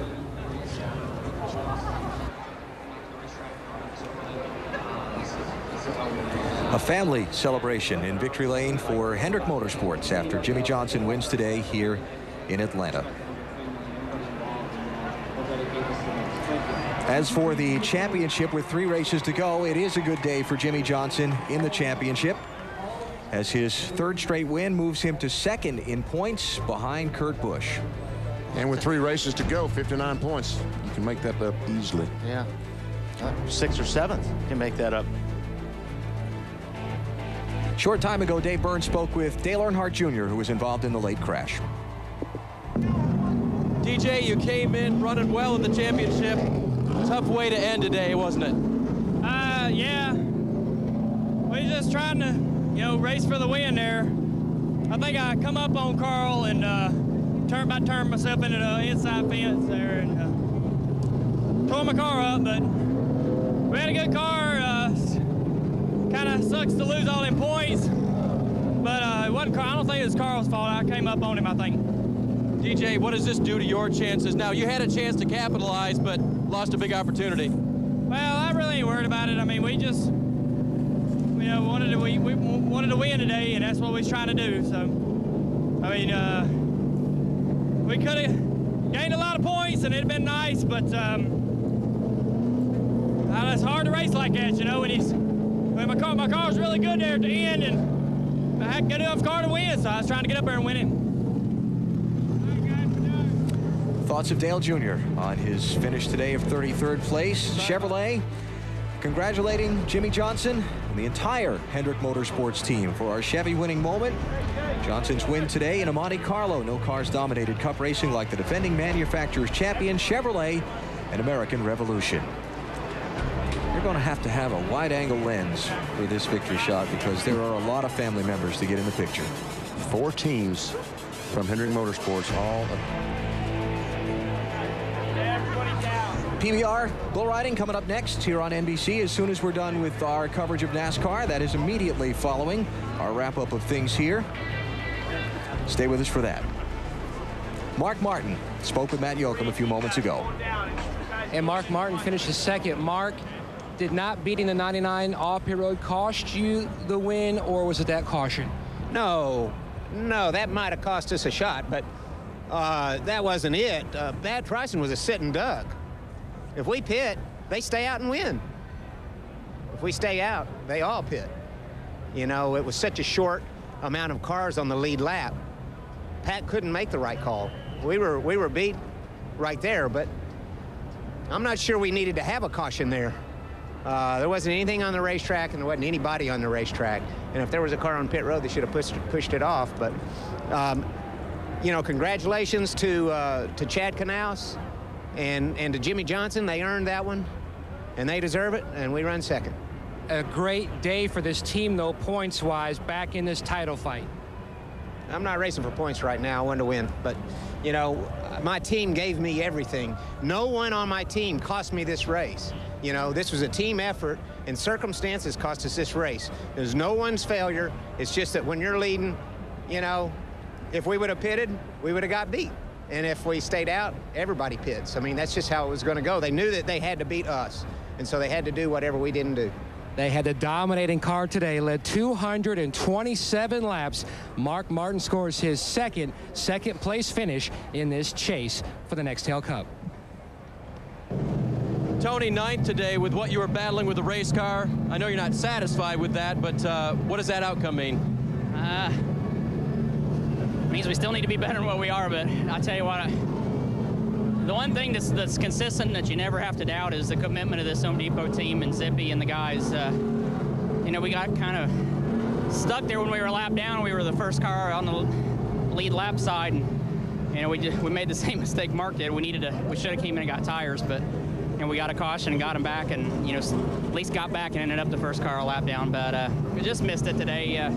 This track is so much fun. I tell you, I hope they don't screw this up like a lot of racetracks are doing by repaving it, because this track is so racy and so fun. But if you're off a little bit, you're off a lot. So, you know, to finish ninth and be a lap down, that shows how tough it is here. Tony, at what times today did Scott come to mind? I think there was twice that I knew I was wrecking, and mysteriously we saved it. So I'd say he gave me a little helping hand there. All right, again, racing for his friend Scott Latham today, guys. Well, a terrific third place finish for Carl Edwards, but I've got to ask you about the contact with the 8 car at the end of the race, Carl. Yeah, that was just one of those things where we're racing for every inch that we can, and I did not expect him to move up there.